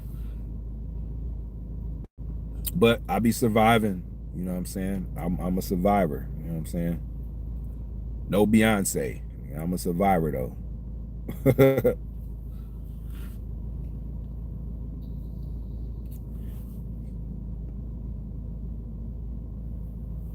My bank will allow 200. Is that okay? That's cool. That's cool. I appreciate that. I appreciate it. I mean, like when the bank released my money, I'm gonna put that 200 back on my Cash App. So I want, you know what I'm saying? Because that's what it is for. Like, you know what I'm saying? That's what it really is for. I'm gonna try not to touch it. You know what I'm saying? But it's just there. And I appreciate you, Gloria. For real. I appreciate you becoming a member. You know, that's what, $3, $4, $5 a month, regardless if I produce content or not. You know, I got a couple members. AAA, Gloria. Keck was a member, but I don't know what's up with Keck. Keck says, you know what? Bob Z be tripping. Now he Mr. Zach and he tripping now. Like, nah, I ain't tripping. I appreciate everybody that donate to the channel. You know, right now your boy is just going through some things right now, and that's why I said I'm confessing it, because ain't no need in me keep on trying to play like ain't nothing wrong. You know, like I'm allowing people to see a little bit of my life, you know, my struggles, my happiness, you know, my son is my happiness, you know, and then see, the thing is, I have kids and grandkids, and it's hard sometimes because ain't none of them around me. You know what I'm saying? They living in different. I got 2 daughters stay in Atlanta. They both got my grandkids, 3 grandkids in Atlanta. My son, he's in Lancaster, California, so he work every day. And Lancaster for me is what, 2 hours, hour and a half, 2 hours. I mean, by the time I get off, I'm not finna drive all the way like that. But I've seen him, you know what I'm saying? I seen him a couple months ago. I went down there. My other daughter, she's in Job Corps. The last one that became grown, she's in Job Corps. She'll be 20 years old in December. And then I got one that goes to Long Beach Poly. She's finna be 18. And then her sister is the 10-year-old, 11-year-old. So it's like, ain't none of my kids around me. Only one that be around me is Lil Jeff. And I want to be around him every day, but I have to go through what I go through. You know, his mom, you know, she go through what she go through, and you know, we try to meet in the middle, and you know, it is what it is. But I want to do more, but say I got to go through what I go through. Keck say, oh, you lost monetization. I did. That's what happened, but I'm back now though. You can see, hit that you hit the chat button, you're gonna see that little $ right there. So, you know, I'm back monetized now. So I got right back I got back my monetization back after I lost this right before I lost this place. I mean, after I lost this place. The little studio I had out there in Torrance. I was so happy with that studio, but they hated on me because you had a Kamala supporter in there, a white dude who was acting like it was black people that was hating on me. And he was the manager, and he was calling, complaining, talking about I was loud, and this, my lives ain't loud. I'm talking like how I'm talking right now.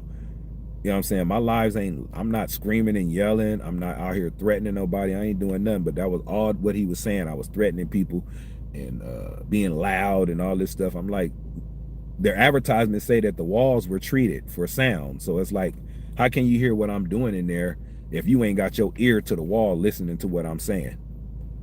And then I have it's what I'm saying is how I feel about what was going on with this election. I ain't telling him, I wasn't telling him this is how he should feel or nothing. He just was a hater and was one of those sneaky type haters. You know, I thought in my mind to go back over there because I made friends with 2 people over there.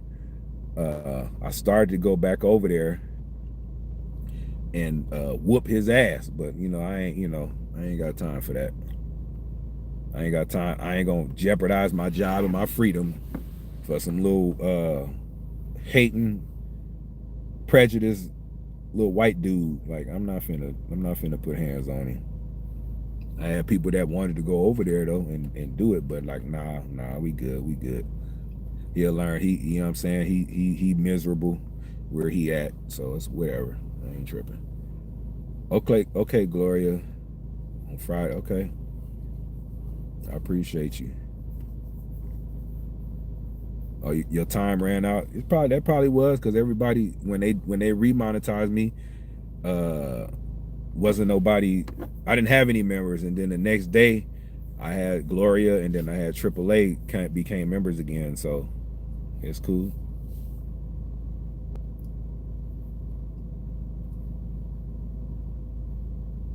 Changing lanes with James said you did share a lot of loving.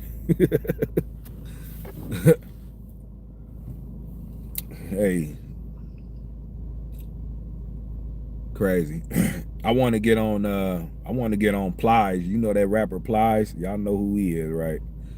He was on X, formerly known as Twitter, over there hating on Trump the whole damn time, and Kamala need to this and that and this and that. He all clowning and all kind of crazy stuff, saying crazy stuff like, man, what are you talking about? Like, he was pushing that agenda. And now on his last post, when Trump won, he was on there looking all sad and you know, and I want to do a whole video on him playing his old clips of him clowning and with his Kamala hat on and come on Michigan and doing all this and this and that, to where he tripping like he even got Trump deranged syndrome now. I want to do it because I ain't seen nobody respond to him. You know what I'm saying? I did one video with him saying something a while back, but I wasn't monetized. Gloria say Plies telling everybody he's sorry. He ain't sorry. Anybody want to hear that? Somebody just, I'm gonna get on him. I'm gonna get on him the way Mr. Zach get on him.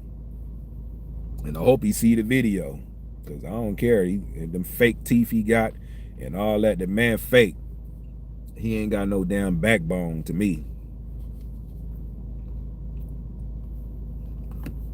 You know, I don't care about those Hollywood white teeth and all that. Like, man, I don't give a damn about that. Those are getting knocked out too. I want to do a video so bad on him and roast him and like, man, look, all that you was talking, why you over here telling everybody you sorry and I'm just checking on y'all. You know, I woke up, I don't really watch the election that night. I had to wake up to it just like y'all, and you know, and everybody voted this way, and you know, and we got to keep up the fight and the good. Man, shut up, Plies. Damn. That's why I wish I had me a spot, because y'all know how I do. Y'all know how I do when I get on this live and I'm able to stop the video, I'm able to commentate, I'm able to talk, I'm able to get a few laughs out of people, I'm able to rack up a lot of views because of the titles and how I'm doing everything. But it's cool. It's cool. It's gonna get back there. You know, it's gonna get back to that. I just gotta go through this. It's the end of the year. So it's November, December. So hopefully by the first of the year, man. I want to be in somewhere before that, but y'all have a whole year to reach 100,000 subscribers. I reached 49,378, whatever it is, subscribers in less than what, 3-4 months, y'all. 4-5 months, whatever it was. And over 19 million damn views that I can't see, that y'all can't see, but YouTube is actually getting paid off of me. You know what I'm saying?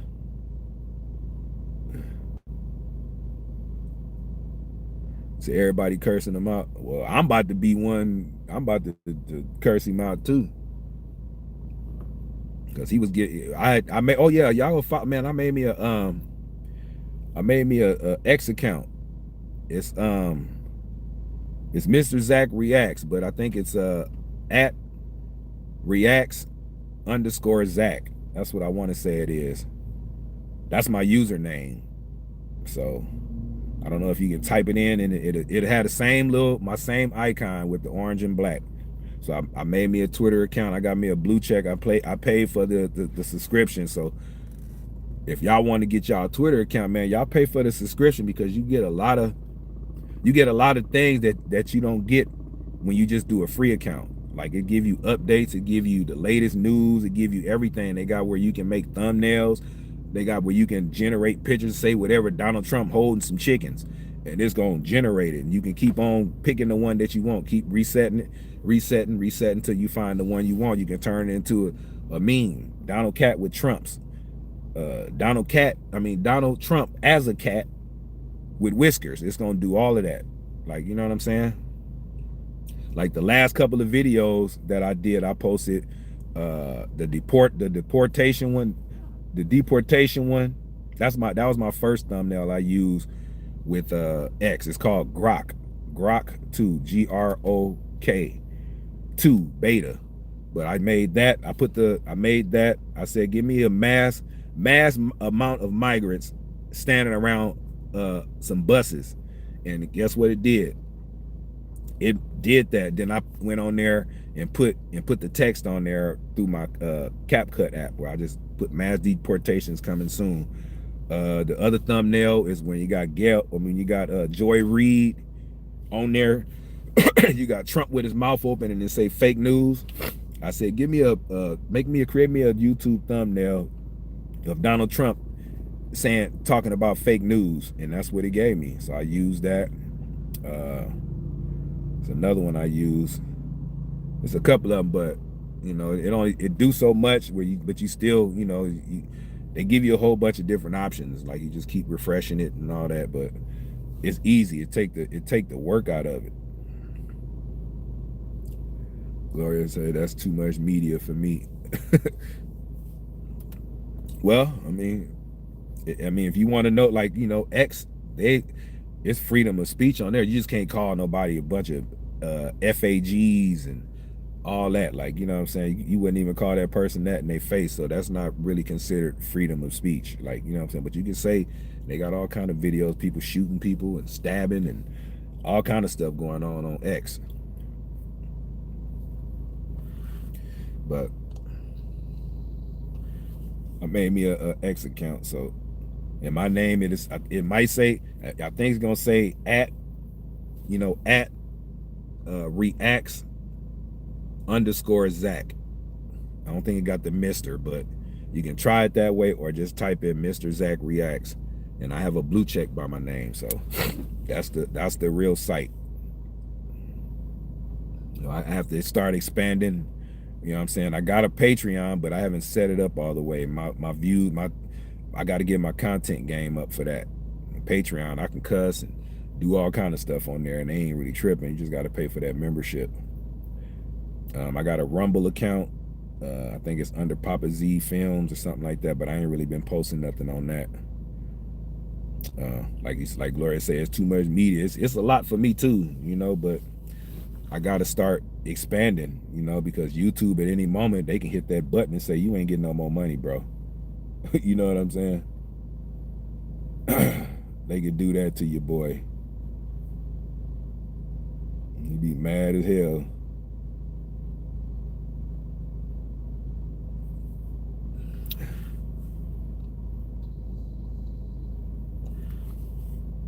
But, you know, it is what it is. Your boy needs some prayers, man. Pray, man. I'll be praying for people on here. You know, every time I end my live, I pray for people. Now I need everybody to pray for me, you know. I'm gonna say my prayers for me, but it's nothing like when you have prayer warriors out here that's gonna pray for something good to happen for you, you know.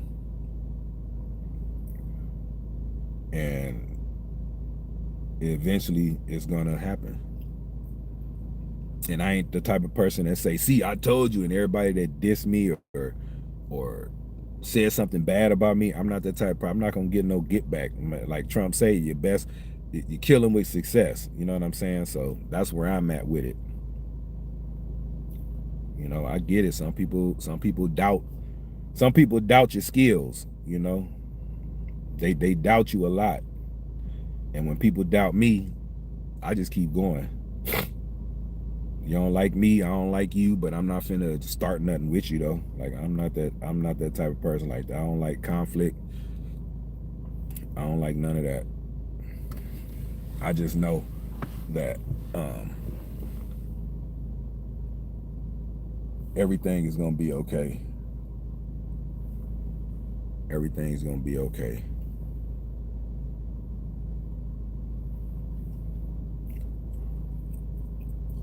Everything's gonna be okay. I just had to come on here, man, and vent, like, you know, vent. So now everybody gonna look at me different. You know what I'm saying?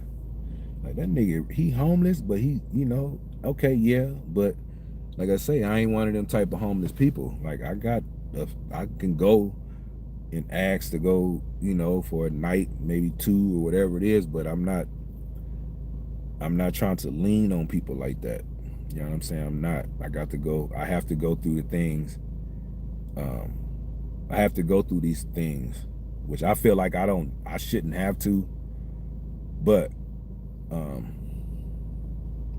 it is what it is. It's all I can say that I've been here. Like a lot of people are so lucky to where they have their own place since high school and you know what I'm saying, and ain't never had to really struggle. They inherited a house or their mama had the apartment for 20 years or 30 years and they moved out and let the kid get it, and the kid and had kids and they keeping it, and all kind of stuff. You know what I'm saying? But I wasn't fortunate enough like that. I had a lot of brothers and sisters too. So my mom, she was struggling. She worked every day and did what she needed to do. She's still alive. God bless my mom, you know. But I just never had it like that. When I moved to Vegas, when I had got my 3 daughters, I had to go to court to get them. Like it was a big fight with their mom, and their mom was out here. She wasn't doing her best. You know what I'm saying? So I had to step up, and I was there from the beginning. Like we was together, but then she ended up doing the things that she was doing while I'm at work, and I wasn't going for that. Like I found out, and it was just crazy. She just was on one. Like it was drug problems. You know what I'm saying? And I wish I would have known, you know, before it got too late. You know how you break up with somebody, then everybody want to tell you, man, you know, she was out here doing this and doing that and doing that. Her own family told me that after after I left, because I got tired. Like I got tired, man. I'm not finna be driving all the way from LA to Lancaster. That's an hour and a half, 2 hours to LA. I had to get up early in the morning and make it to LA to work all day, and then drive home. And I get there, my kid's hungry. I'm leaving money and all kind of stuff there for her because she wasn't working. She was supposed to be in school, and I'm being a man taking care of my family that I thought I was gonna be with the rest of my damn life. But she out here doing other stuff. You know what I'm saying?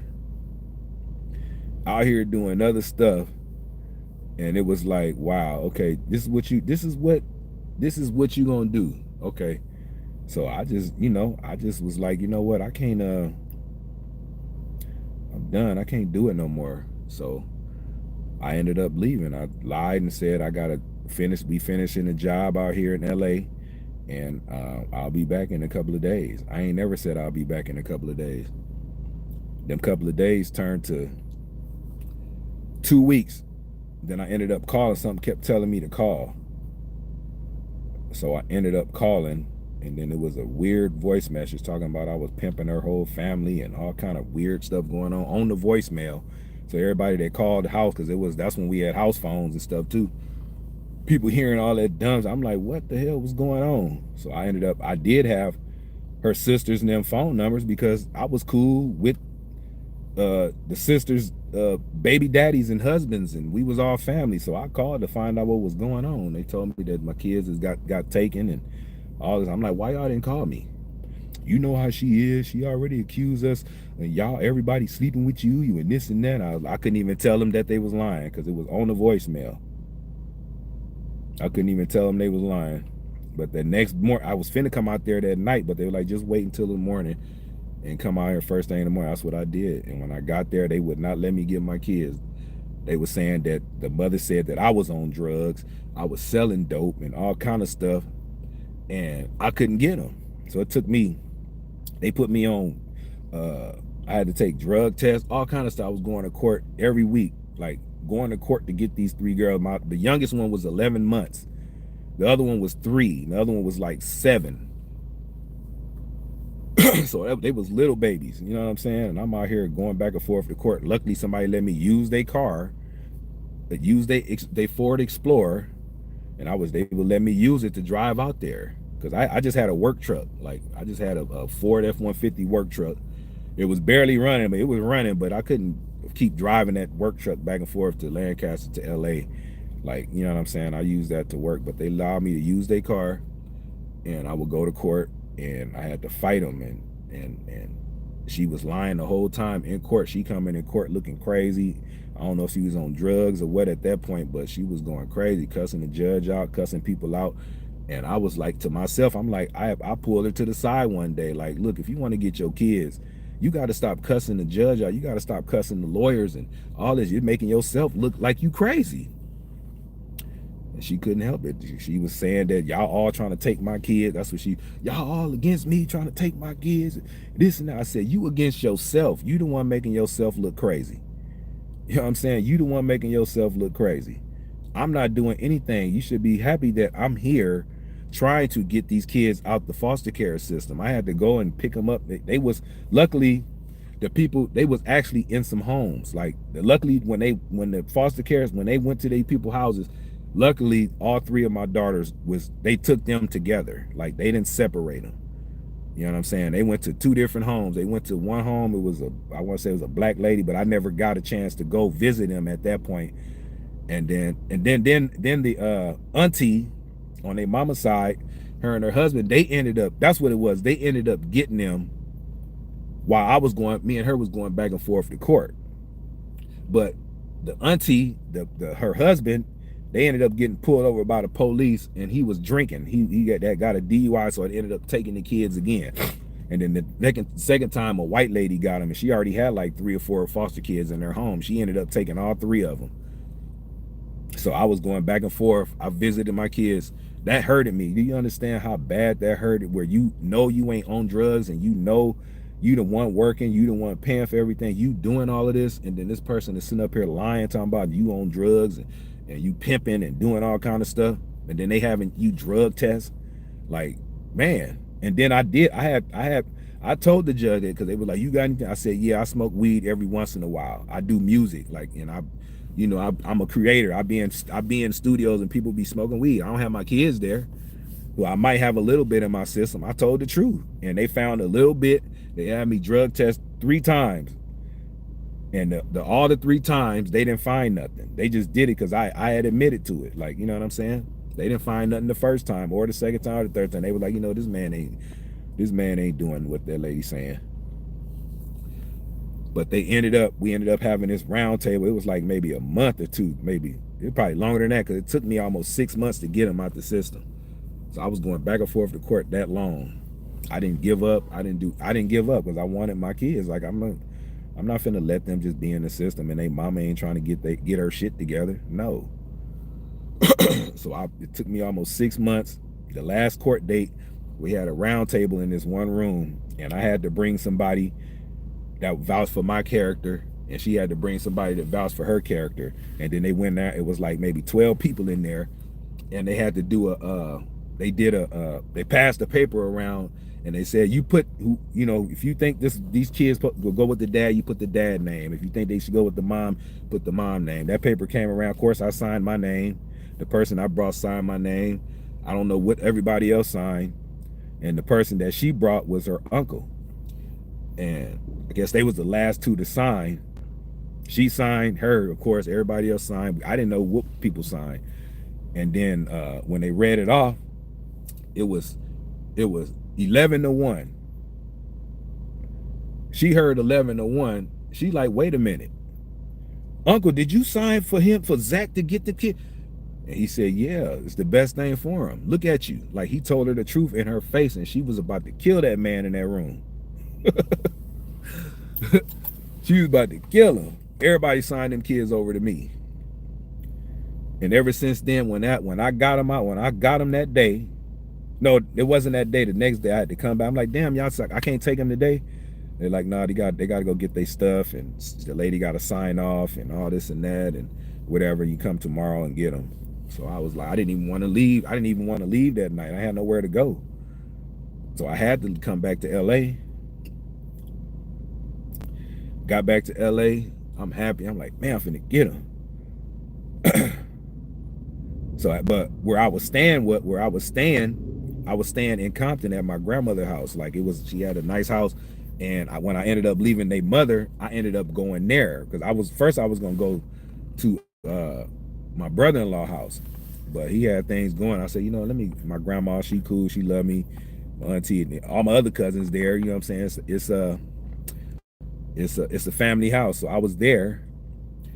And I came when I brought the kids. Everybody greeted them with open arms and stuff.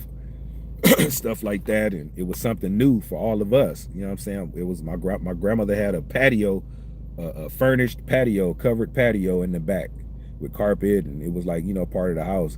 So I was back there with them, and back there with them for a while. But after a while, we started getting crazy phone messages. Somebody knocking on the door early in the morning, but wouldn't be there when they opened the door, and all kinds of. It was the mom.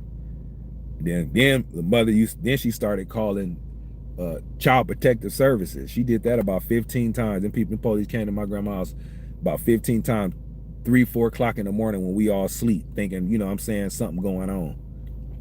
That was the most craziest time in my life.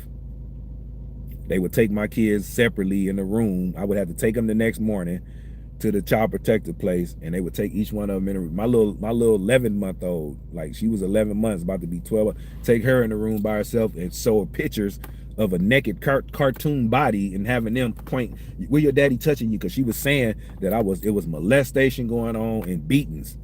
Like, she was lying like a motherfucker, boy. That shit, I wanted to delete that lady, for real.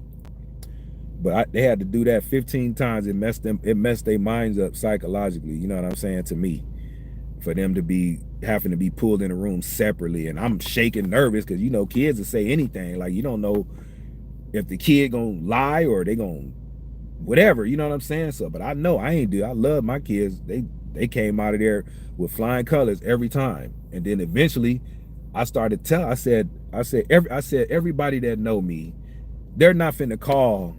Because they were saying it was somebody calling anonymously, and I kept telling them, I said, it's my baby mom. She mad because she didn't get them. They wouldn't believe it, but then they started to believe it after the last time she kind of did that. She showed up at my grandma's house, was parked in the middle of the street in her crazy looking car, sitting on the hood of her car. And my mom was there, my auntie. My mom said, that crazy lady outside again. It was like Friday. That crazy lady outside again. I was like, damn. So I had my daughter, Shakira.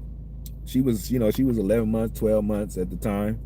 I had her in my arms. I went to the door and I'm like, girl, you ain't supposed to be over, because it was a restraining order. I'm like, you ain't supposed to be over here. I ain't going nowhere. I want to see my kid, and y'all all trying to take it from me. I was like, you saying the same thing you was doing in court. Like, I ain't got a problem with you seeing your kid, but you can't come over here starting a bunch of mess. Like, you got to stand over there. Like, you can't, you want to see them, here they go. You can see them right here, but you coming close, no, I don't trust you. You know what I'm saying? I don't trust you. But she would not leave. And then she went back to the car and sat on the hood of the car and was like, is it okay if I write them a note and a letter so they can read it? And I said, cool, do what you got to do, but you're going to have to leave because you causing a commotion over here. You know what I'm saying? This is the only place I got to stay, and you calling these people every other day, every other week. They knocking on the door. You know what I'm saying? You interrupting our people's lives over here like it's crazy. So she wrote a letter, supposedly wrote a letter, and I had my daughter, I had Shakira in my arms on the porch. My mother was standing behind me. So she's like, you mind if I come and hand it to you on the porch and this and that? I'm like, girl, give me the paper. I said, come on, just give me the paper. As soon as I reached for the paper, she still had that pen in her hand. And when I reached to grab the paper, this lady reached around and tried to stab me in the neck. She hit me right here and the pen broke. It just like the pen just shattered. I don't know if Jesus made my neck iron. I had an iron neck or something, but the pen just said, and it just broke. And she was looking like, what the? I was supposed to have been gone right there, y'all. I was supposed to have been bleeding out, all of that. But the pen broke. So when I realized I was still alive, I gave my daughter to my mama, and I grabbed the hell out of that girl and picked her up and threw her off the porch. I didn't hit her. I picked her up and threw her off the porch. I wanted to beat the living brakes off her, but I didn't, because my daughters was out the two older ones was looking out the window, and then the younger one was my mama was holding her. I just picked her up and threw her off the porch. She kind of tripped and fell a little bit. She didn't fall hard, but she ran back to the car and sat on the hood of the car, talking about she ain't going nowhere. I said, you gonna leave? I'm gonna get somebody to get you up out of here. You gonna have to do it then. I said, okay. So my auntie or my mom, somebody handed me the phone. I called the police. Shit, I had to get her up out of there. I'm a law-abiding citizen. I will call the police on your ass. Shit, I ain't no gang member or none of that. I'm a father. First of all, I'm a father trying to protect my kids from this crazy lady outside. But the police ended up coming. I got my kids and took them in the house. Like, they didn't see her get arrested. I didn't want my kids seeing their mother get arrested. You know what I'm saying? I didn't want them to see that. So took them in the house. My auntie took one, my mother took the other one, and made them get out the window and all that stuff. And she ended up getting arrested right there in the front of the house. And yeah, that was it for that time right there. And then I still got a few more phone calls. I mean, a few more false calls, and then they finally figured out it was they finally figured out it was her calling. You know what I'm saying? They finally figured out it was her. And I said, I've been trying to tell y'all that. Like, ain't nobody in this house, or none of my friends is calling in with some false accusations. They see how much I love these kids. Them kids with me every day. I had to quit my damn job. I couldn't even work. I had to get on the county, all of that stuff. I had to get on the county. When I got to the county line, I was there with 3 girls. I ain't see no dudes. The dudes I did see, I guess it was they was at they had separate a GR building, but I was at the county building with the rest of them females. They looking at me like, what you doing in line? I'm like, that's what they was looking like. I didn't speak to nobody. I was trying to handle I didn't know anything. And one person, my auntie worked up at that building. She's like a major supervisor up there, or whatever she was. But somebody ended up telling me what I need to do. Like, I didn't know what to do. I didn't know I had to stand in this line. I didn't know nothing. So you got to stand in that line right there. I'm like, damn, I got to stand in that line with them 20 females. You need help, right? I'm like, man. So I stood in the line and waited. They was questioning me like them what my kids and all kind of stuff. I'm like, look, y'all, I ain't gonna just be standing in line. I got a job, but I can't work it. I had to quit I was doing construction work. I couldn't get nobody to watch them. The auntie on the mother side was watching them for a minute, but then I started to think like, nah, I don't want her sister knowing that them kids is over there, and then she tried to go over there and kidnap my kids and all this stuff. So I had to kind of phase that out, and I wasn't letting them. I was paying her. It wasn't like she was doing it for free. Like, well, I would think like if it's your nieces and you love them and all that, you're not gonna charge their daddy like that. Like, you know what I mean? I'll give them enough money to eat and stuff like that. But I was paying you $100, $200, whatever I needed to pay you, so I can work a little bit. But I had to end up quitting the job, and when became a full-time dad, taking them to the doctors, buying diapers, changing diapers, man, grocery shopping, all kind of stuff. And then I ended up, after all that, I had to move out of my grandmother's house because my auntie and my grandmother got tired of the police coming knocking on the door at 3, 4, 5 o'clock in the morning. So my grandmother, she hated to tell me, like, but my auntie was the one I think told her, like, well, my auntie didn't tell, my grandmother told me, like, Zach, I think it's time for you to, maybe she did, maybe my auntie, I think that was a while back. All these kids grown now.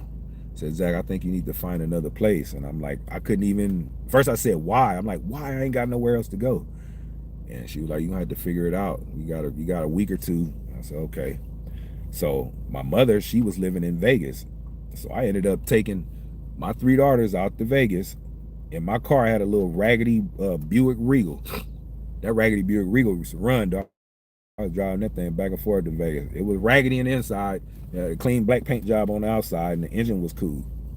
A 3800 Buick engine, wherever it was. But I was driving that back and forth, moving stuff, because I couldn't really afford a damn U-Haul truck. And I ended up getting a small U-Haul truck and moved the rest of the stuff. That's when I didn't do that until I applied for this apartment out there. And out there in Vegas, it said $1 moves you in. I said, $1? Wait, what you mean it's $1 move you in? So I went and applied, and they accepted it and said, it's gonna cost you $1 and you get the first month rent free. I'm like, wow, this is crazy. So I had change in my pocket.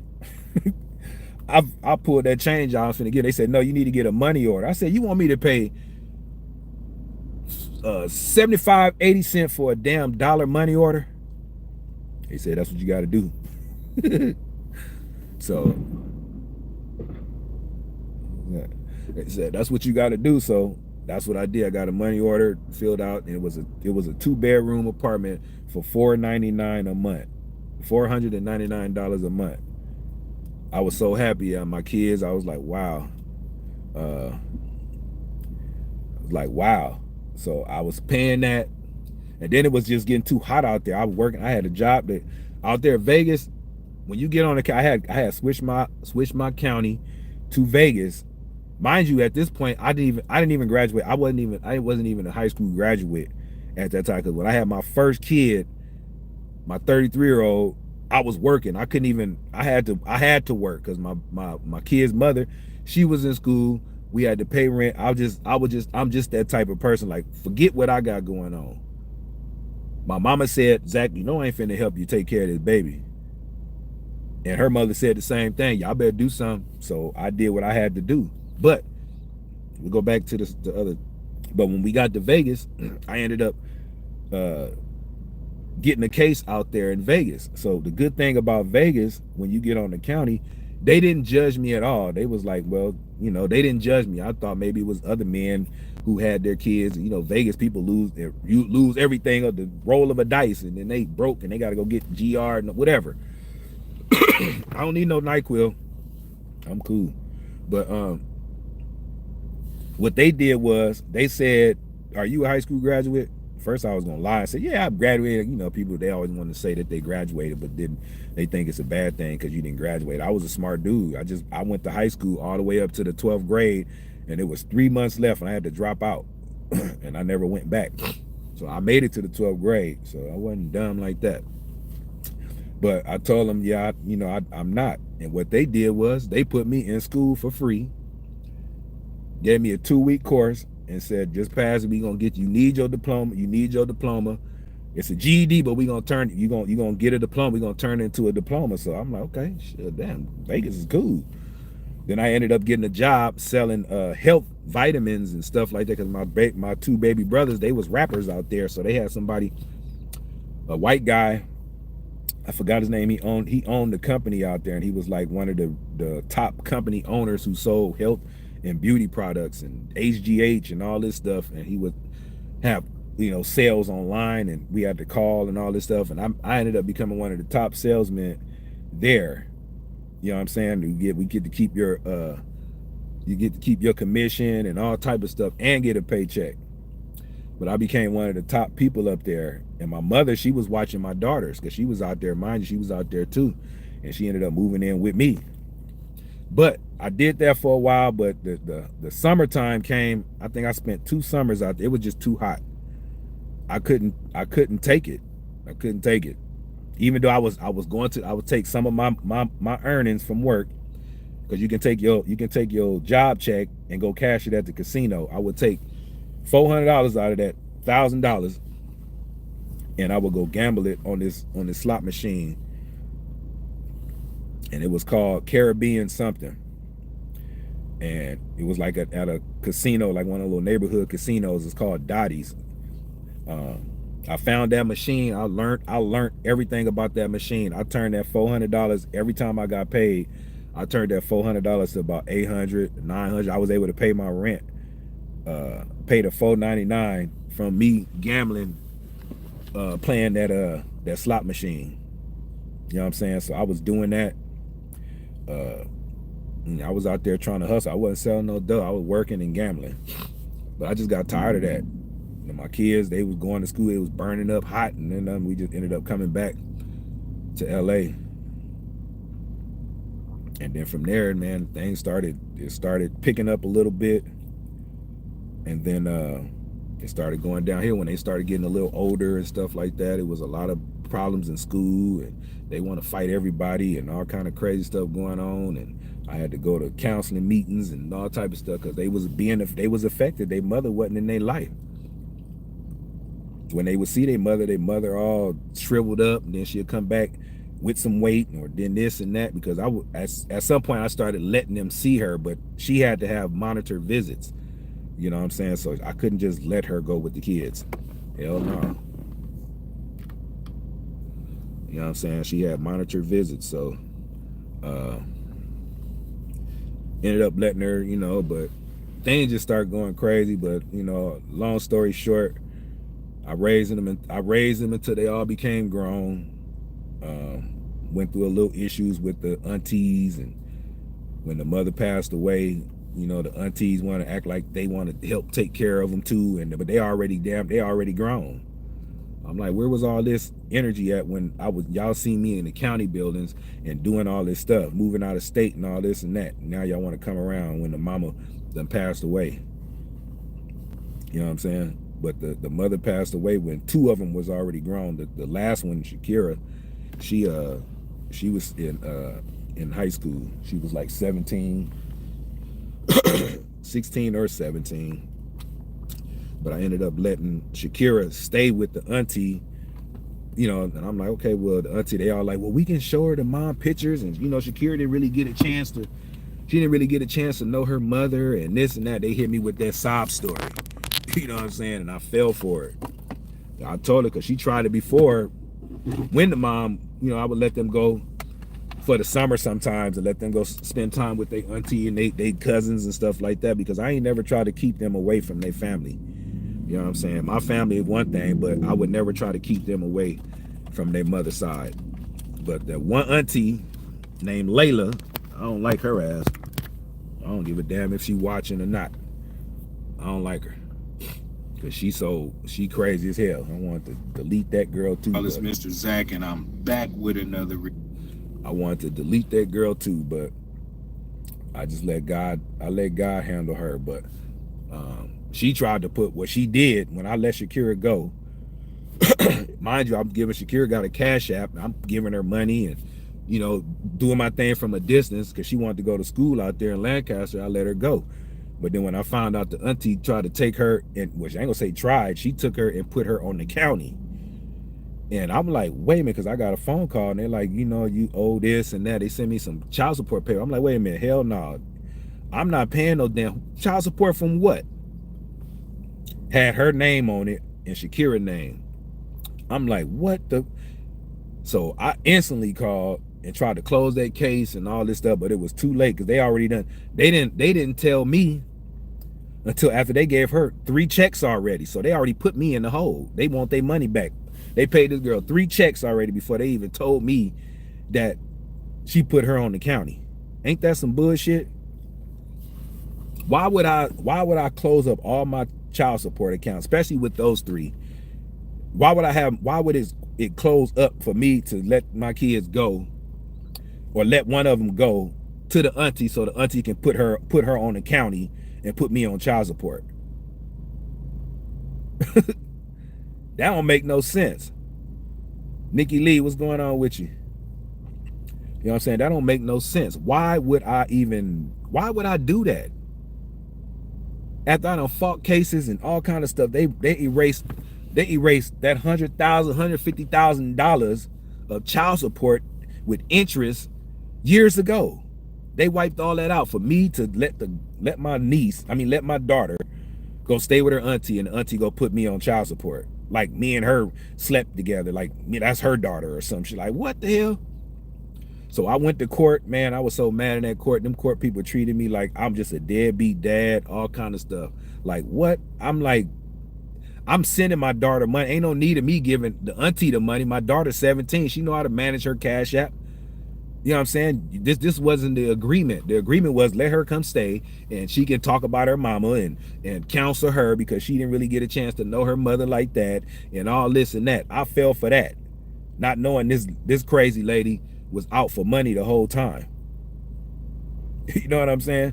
And when I found out, it was too late. They already paid this lady 3 checks, had me in the hole already. Mind you, I'm already paying child support for these last 2 kids that I was telling y'all about earlier. So that was $1,600. Guess how much they had me paying for a 17-year-old? 18. She turned 18. I'm like, well, when she turned 18, I ain't got to pay. They're like, no, long as because she was in high school at 18.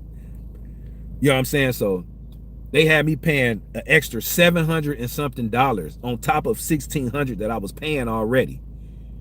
So I wanted, man, it got me mad even thinking about that right now. It got me mad thinking about that right now. I'm like $1,600 plus another $700. That's crazy. That was like $2,300, something like that a month. Mind you, I'm only getting before they took the $700 with the $1,600 go. I'm only taking home $1,400 to $1,500, $1,600 a month. I mean, every paycheck, not a month, but you know what I'm saying, every paycheck. So they making me pay extra $700 on top of the $1,600 that I'm paying a month. Who do you know? I wanted to do something to that lady. Then when we got to court, she talking about in the hallway right there was police and all that stuff. So she wanted, you know, get loud talking about, you know, Shakira been staying with me for the past 10 years. My daughter came there with her. I'm like, what? I said, so Shakira, you been staying with your auntie Layla since you was 8 years old. So you 18, you about to be 18 right now. So who was that little girl I was raising that was going to schools that I checked in and took to the doctors and who was that? Shakira was so mad at me, she didn't want to say nothing. That's why I was mad at her. I just ended up, I'm gonna get to that story soon, but she was so mad. What happened was, see, Shakira, when I checked her into Poly, she wanted to go to Poly with her other sister, the one that's in Poly, Long Beach Poly right now. When she got to that school, her grades was so bad that she had to go to a continuation school that was part of Poly. That was down the street. She might have had a class at the high school, but then the rest of the class was at the continuation thing. So they like giving her lessons and she building up her credits and all kind of stuff. This little girl turned 18 and ended up the auntie ended up calling the school, Polly, and Shakira called. Well, Shakira was there. Auntie and Shakira told me the auntie called and checked her out of the school, talking about Shakira 18 now. She don't have to go there. She got the right to this. She grown now. So when I went to go pick her up, I didn't know she checked herself out of school because I was dropping her off in the morning. I went to go pick her up from school. The school talking about, Shakira checked herself out. I'm like, what you mean check herself out? Yeah, she's no longer attends here. I said, well, why the fuck y'all didn't call me? What the hell? What? They said, well, she's 18. She has a right to education, whatever it is. She's 18 now. So, they almost called the police on me up in that office. I'm like, okay, so she making grown adult. When we went to court, she made it to Lancaster. So I'm trying to block her from checking in the school and all this. I'm coming to get you. But you know what I said? You know what? You're going to get what you asked for, little girl. So go on, check yourself. Go on. I'm done. I'm done. When we came to court, she crying, talking about you dead to me and this. Okay, so I'm dead to you. Okay, so you telling your only living parent that I'm dead to you. And then you're going to sit up here and agree with Layla that you've been living with Layla since you was 8 years old. So, okay, I'm dead to you. So I stayed for the court date. I tried to fight. They told me I got to pay that because I'm back paid and this and that, and this how much it was and this and that. I'm trying to keep my composure. I just left up out the court building. Got my car, and I was like, you know what it is. I'll be free because I want to kill everybody in here. You know what I'm saying? I want to kill everybody. So I just let it be what it is. So me and Shakira relationship, I talked to her the other day after almost a year. She about to be 20 years old. She's in Job Corps now. Now she can't even, the auntie took her, because see what happened was, her auntie is so money hungry, right? When their mother passed away, they had some survivor benefits or something like that. The auntie knew that. The other two sisters, my other two daughters, the oldest one didn't get none because she was, I guess, too old to get it or whatever. But the second one, she got $7,000-8,000, and Shakira was getting a paycheck. They was paying her monthly until she became 18. But that money that Shakira was getting, Layla had control of it. So Layla was giving Shakira $200 out of $800 a month, $900 a month. Kept giving Shakira $200 here, $200 there. And I'm like, see, I didn't even care about the money. I'm like, people like, why you? I said, I don't care about the money. Their mother ain't never paid me nothing. She never paid child support. She never did nothing. I had to do everything on my own to take care of these kids. So I don't care about her survivor money. I don't care about that. But the auntie was taking my daughter's money. When my daughter found out about it, they got into a big altercation. I didn't get involved. They didn't call and tell me nothing. Only person that told me was my oldest daughter that I had by their mom. You know they tripping and Shakira and they about to kick her out and this and that. I said, well, Shakira said I'm dead to her. She grown now. She gonna have to learn how to watch her damn mouth. I'm not finna go and save nothing. I'm not finna do anything. You already know how I am. You wanna tell me that I'm dead and all this stuff? Like, come on. So I allow her to go through what she went through. She ended up getting kicked out of her auntie house after all the money was gone. Then she ended up out here in LA or Long Beach.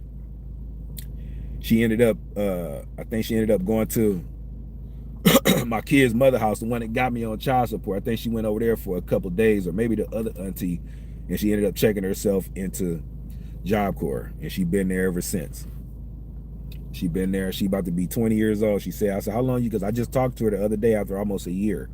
I was thinking about my baby. It's still my baby. You know what I'm saying? Still my daughter. Of course, I was mad at her. You know what I'm saying? And she didn't understand.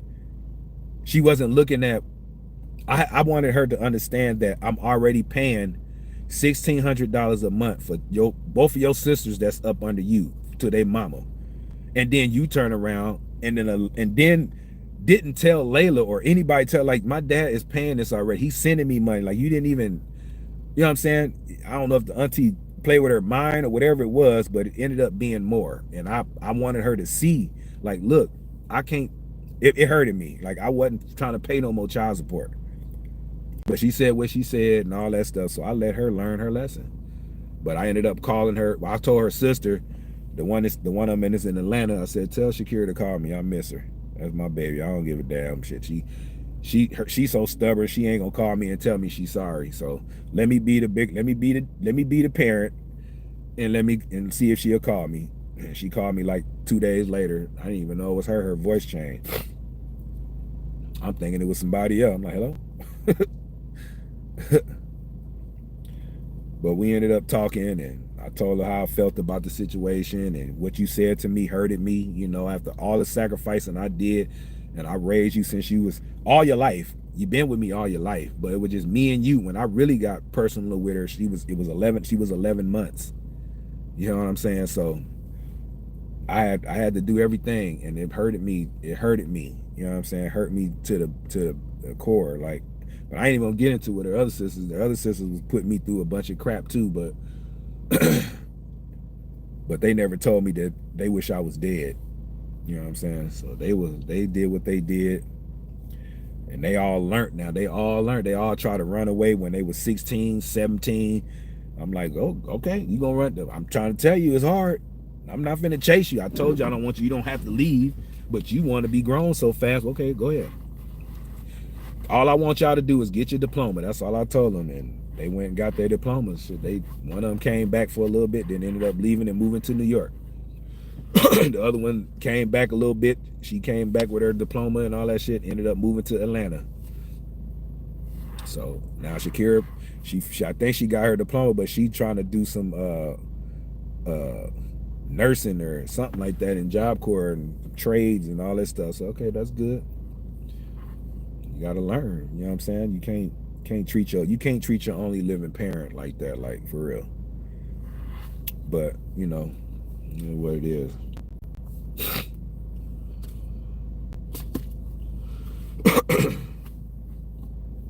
It is what it is, man. Yeah, I talked to her the other day. She told me she missed me and she loved me and she was sorry and all this stuff. And I learned now, understand that and all this. I'm like, that's good. That's good you understand. That's good. Now I got three kids left to become grown. One of them about to be 18. She doing real well in poly. She got good grades. She like straight A student and all this. She learned from all her sisters. She looking like, wait a minute.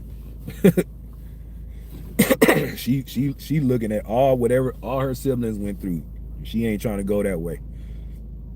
So I'm proud of her. You know what I'm saying? She doing what she need to do. And she go to a prestigious school in Long Beach Poly, who produce a lot of athletes and a lot of musical sensations and superstars and different things like that. So she go there, not to say she's into music and all this stuff, but she do her thing. She joined all these little clubs and all this stuff in high school, and you know she's active in her academics, and I'm proud of her. Then her sister up under her, she's still in elementary, so I got a long way to go. Then my little son got a long way to go, but hey, that's my life in a nutshell.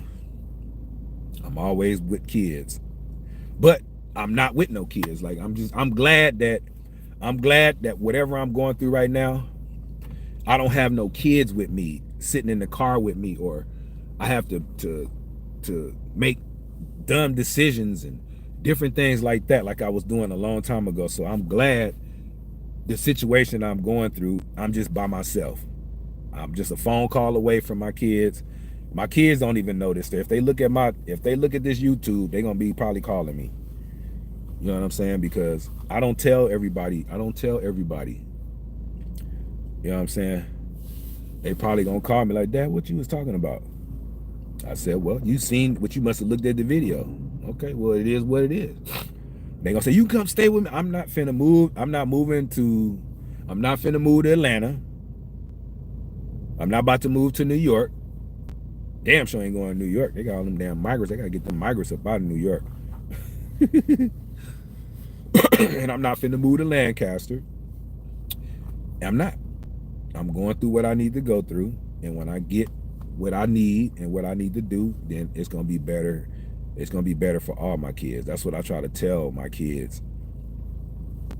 That's what I try to tell my kids' mom. You know what I'm saying? Like everything everything that I'm doing that's going to happen for me is going to be better for everybody. I'm doing this for all my kids, my grandkids, and if I'm with a particular baby mom, mother of my child, it's going to be you. You know what I'm saying? So, or if I'm with whoever, like, you know what I'm saying? I'm doing this for the greater good of my family that I created. You know what I'm saying? That I created on this earth. I'm gonna go visit her. She have Fridays, I think the weekends that she can have visits and stuff like that. They almost got it to where it's like prison. I'm like, you sure you ain't no jail? She's like, nah, Job Corps. Job Corps, you gotta be in. You gotta be in about a certain time. You gotta go to your school. If you got a job, you gotta be back. They give you dorms and food. And I said, okay, that's cool. But I'm gonna go see her. I seen her through a video, like at my grandmother's house. Cause I go over there and check I got a little mail that come over there. But my cousin, her daughter had a birthday party there. My little cousin had her little 5th, 6th, 7-year-old birthday party. I don't know if she had 8, 9, 10. But my sister, husband, they was there going live. And I'm at work. I gotta work all the time, but I seen this live and I ended up seeing Shakira. I'm like, is that Shakira? So she'd still come around the family sometime when she can get out. You know what I'm saying? She come around and she was with my other kids, her younger sisters. My kid's mother won't charge with all this damn child support, ended up sending my 2 kids with her over there. So I ended up seeing her through a live chat video thing or whatever, like. But as far as seeing her in person, I ain't seen her almost a year. But, you know, it is what it is. Nothing good comes from people like that. Man, ain't nothing. I heard that she bought the place. She used to have a salon, right? She's talking about she owned it. And all back in the day, she had people in the booths and working in Lancaster Boulevard right there. So it was a shop. I heard she ain't even got it no more. She lost the shop. She had a nice house over there. I heard that she about to lose the house. I think. I don't know, but I heard. That's what I heard. A lot of things. Like, I'm gonna just let God. Deal with her. Ain't nothing. I mean, like I said, I don't like controversy. I ain't trying to go over there and go to jail. I'm not trying to do none of that. The case is over with though. Like I'm not paying that for Shakira no more. When Shakira turned 18, after she graduated high school, she graduated at 18, they closed the case. So I ain't had to pay that no more. But it was just the point I had to pay that for 6 months. Like, damn, an extra $700 on top of the $1,600. Like, damn, that shit was like, it's crazy. But if you don't want to have no kids, don't have no kids. Damn it, that's the whole lesson learned right there. But I'm like I'm a type of person that kids are blessings to me. So it is what if they come, it is what it is. Like, God has a plan, you know. So it is what it is. I ain't finna run. I'm not finna run from no kids. It's mine. They came out of my sack. All my kids look like me.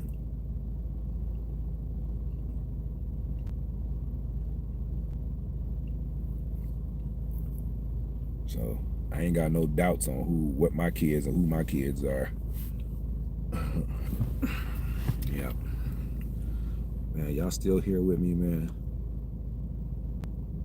Yep, she planned that. She did plan it. Somebody told me she planned it. You know she did. I said, man, I'm not even tripping on it. All I know is that they gave me a good sob story. I fell for it, and the rest is history. The rest is history. You know what I'm saying? Said go to the gym. Yeah. I probably will in a minute. At this point, I'm kind of tired. I still got my uniform on.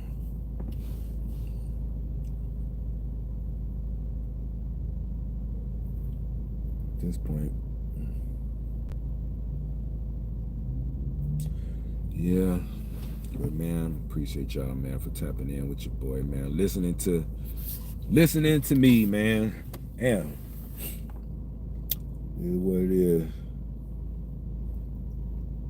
I used to be ashamed to say certain things, but I ain't ashamed. I'm not ashamed no more. I got it off my chest. Anybody that see this, they already know what it is. You know what I'm saying? They know what it is. People, my friends, whoever see it, they know I'm real. You know what I'm saying? I'm like I try to keep it real. I try to keep it 100 with people. Certain things I don't let people hear, but you know, it's like I have to get it out in the air. So people, when I come around people, they won't be thinking that I got everything under control, and I don't. It's in God's hands. It's in God's hands.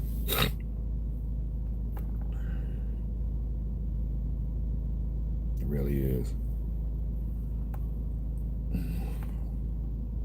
But now I can start doing lives and just being myself. Like, you know what I'm saying? I was trying to hide this and trying not to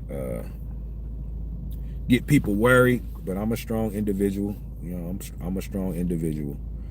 So, like I said, I have to go through this in order to learn from it. You know what I'm saying? I had to go through this to learn from it. Y'all seen me, the people that's on here that come and tap in with me and watch my videos with the homeless and all that stuff. Y'all see me out there doing that sometimes. And now I'm one of them people. You know what I'm saying? But I'm not that far gone like that. Nah, my situation is just the government came and levied my damn account, and I'm trying to get it released. You know, when I really wanted to go in there and do something to somebody, but nah, it's okay. It's only a couple of bands. I got paid already, and we'll get paid again next Tuesday. So hopefully it'll be released. That'll be added on to what I got. So it's all good. Thanks for sharing. Come visit Northern California. Oh, you was up there with Kamala Scamala Harris up there.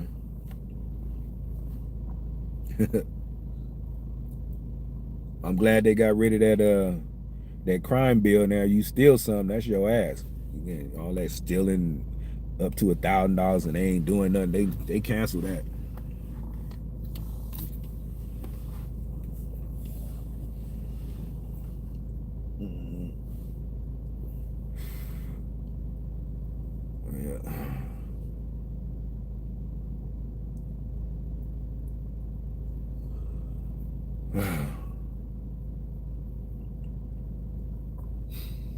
Yeah, well, I'm about to get off this live, man. I've been on here 2.5 hours. So yeah, been on here 2.5 hours, man. I appreciate everybody that's praying for me, man.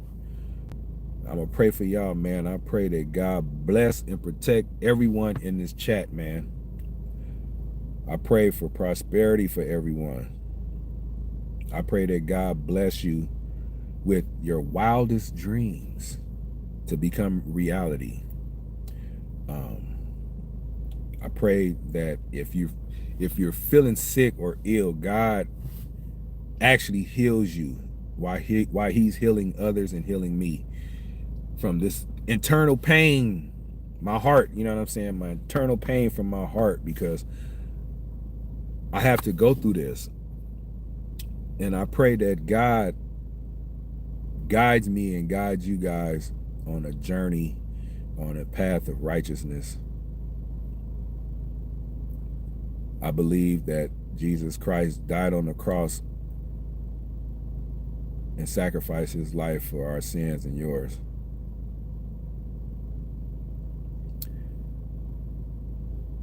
I confess that the Lord sent his only begotten Son to save us and to save humanity from the devil's wicked agenda.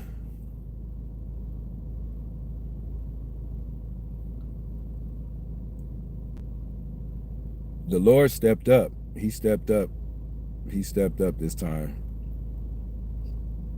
And if people don't believe that the Lord intervened in time that we're going through and that we're witnessing,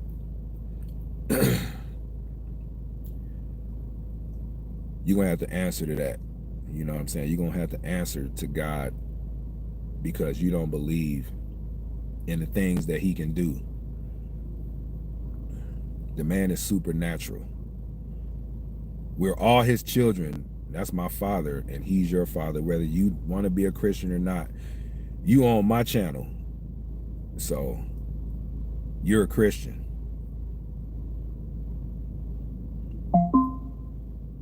And what I believe is that God is going to save me, and he's going to save you and save your kids. If you want to be righteous, and if you want to be out here acting a fool, you know, the devil, he's here to kill, steal, and destroy, and he needs to take as many people as he can with him on his way back to hell.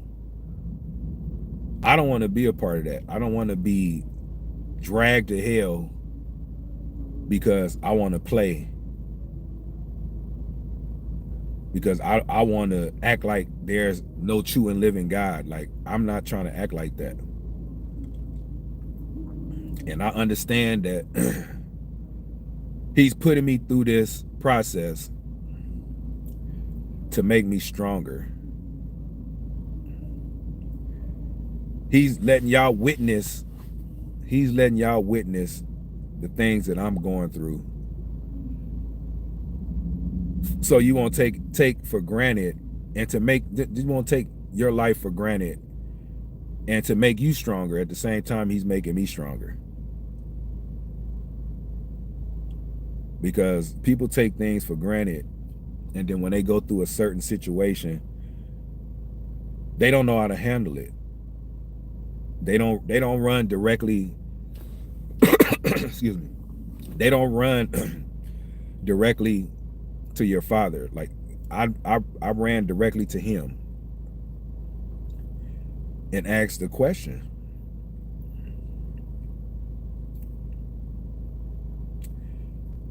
And I would tell y'all the question that I asked him, because he already gave me my answer, but I can't tell you what you need to ask God. You have to be in the situation for you to come up with that question to ask him and see if he gives you the answer, because he always got the right answer. It might not happen today, it might not happen tomorrow, it might not happen next week, but it's going to be something where you see, and it's going to be like, okay, that's my answer. Because they say God speaks through people, or he do certain things so you'll understand or see that he's actually listening to you. And he showed me some stuff.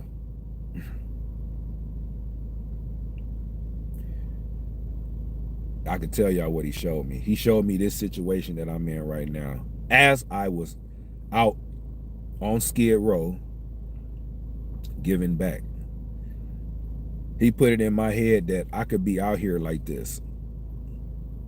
And he showed me out there like that. That's why I tried to go so hard to go out there. Like, you know what I'm saying? I went out there because I understand people go through issues, they have their problems and different things like that. But he told me, do you want to be going through it at this extreme? I told him, hell no. So he told me to believe in him, trust in him. So that's exactly what I'm doing. You know how long it took me to sit here and say, I'm gonna go live and just confess. I wasn't gonna do it. I wasn't gonna do it at all. I was like, you know what? My ego too big to even me telling people my personal issues. Everybody just need to see Mr. Zach Reacts and Papa Z Films and all that. They just need to see that person. They don't need to see real life that I go through. I sat here for a minute and my father told me it was okay.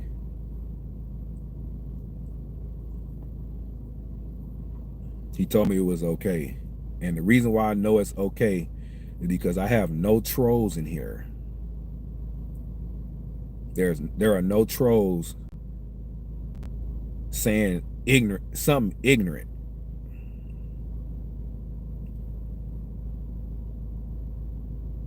The trolls be the devil's playground. Like the trolls not even in here.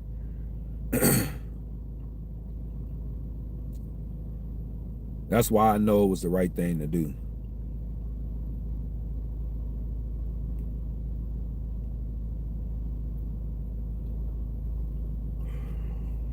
So on that note, man, in Jesus' name I pray. Hallelujah. Amen.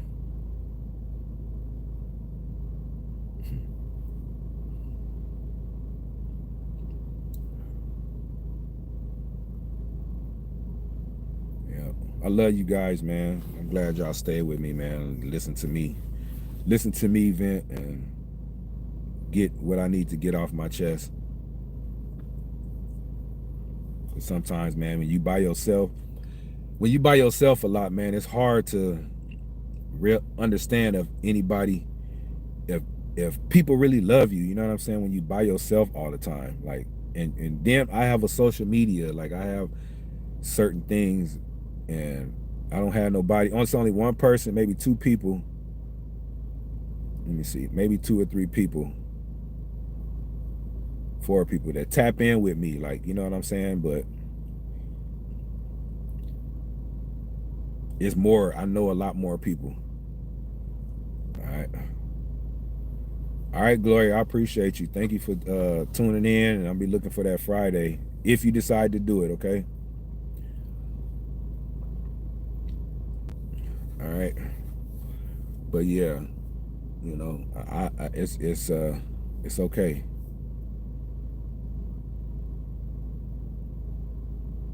And if my kids looking at this, man, I love all y'all. I'll be okay. Your dad and your grandfather just I'm going through something, like, you know, I'm going through it. And I'm just glad that you guys are not here sitting in this seat with me and looking at me like puppy dog eyes and trying to, you know, like, I don't need that pressure. All right. Okay, Gloria, thank you. I don't need that pressure. Got enough as it is.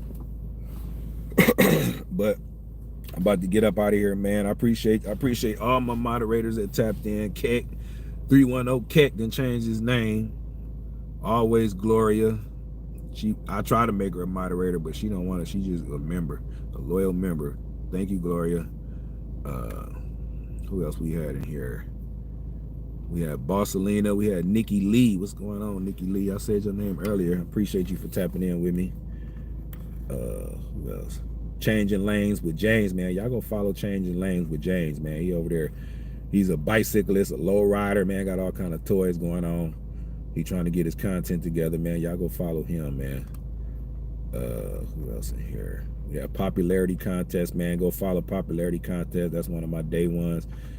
He got car content. He's currently fixing on his 72 El Camino, putting the big engine in there. He putting the big engine in the 72 El Camino, and man, he doing his thing, man. Y'all go follow him. He got a lot of good. He funny. We got Locatina up in here. She always tapping in. She caught me on live. I ain't seen her in a minute, but tapped in. Appreciate you. Who else? I think that's it. Oh, I see Popularity Contest. Yeah, man. I appreciate all y'all, man. Joshua Graham, he was the first one that came up in here, but man, yeah, I appreciate y'all. So I'll tap in with y'all, man, tomorrow. I'm glad I got it off my chest. Salute Keck, salute everybody that came in, tapped in with me, and I appreciate y'all, man. Love y'all, man. God bless y'all, man, and y'all protect yourself at all times. Feel me? still got to keep your head on that swivel. You know what I'm saying? But God bless you guys, man. I love you. Mr. Zach, I'm out. Peace.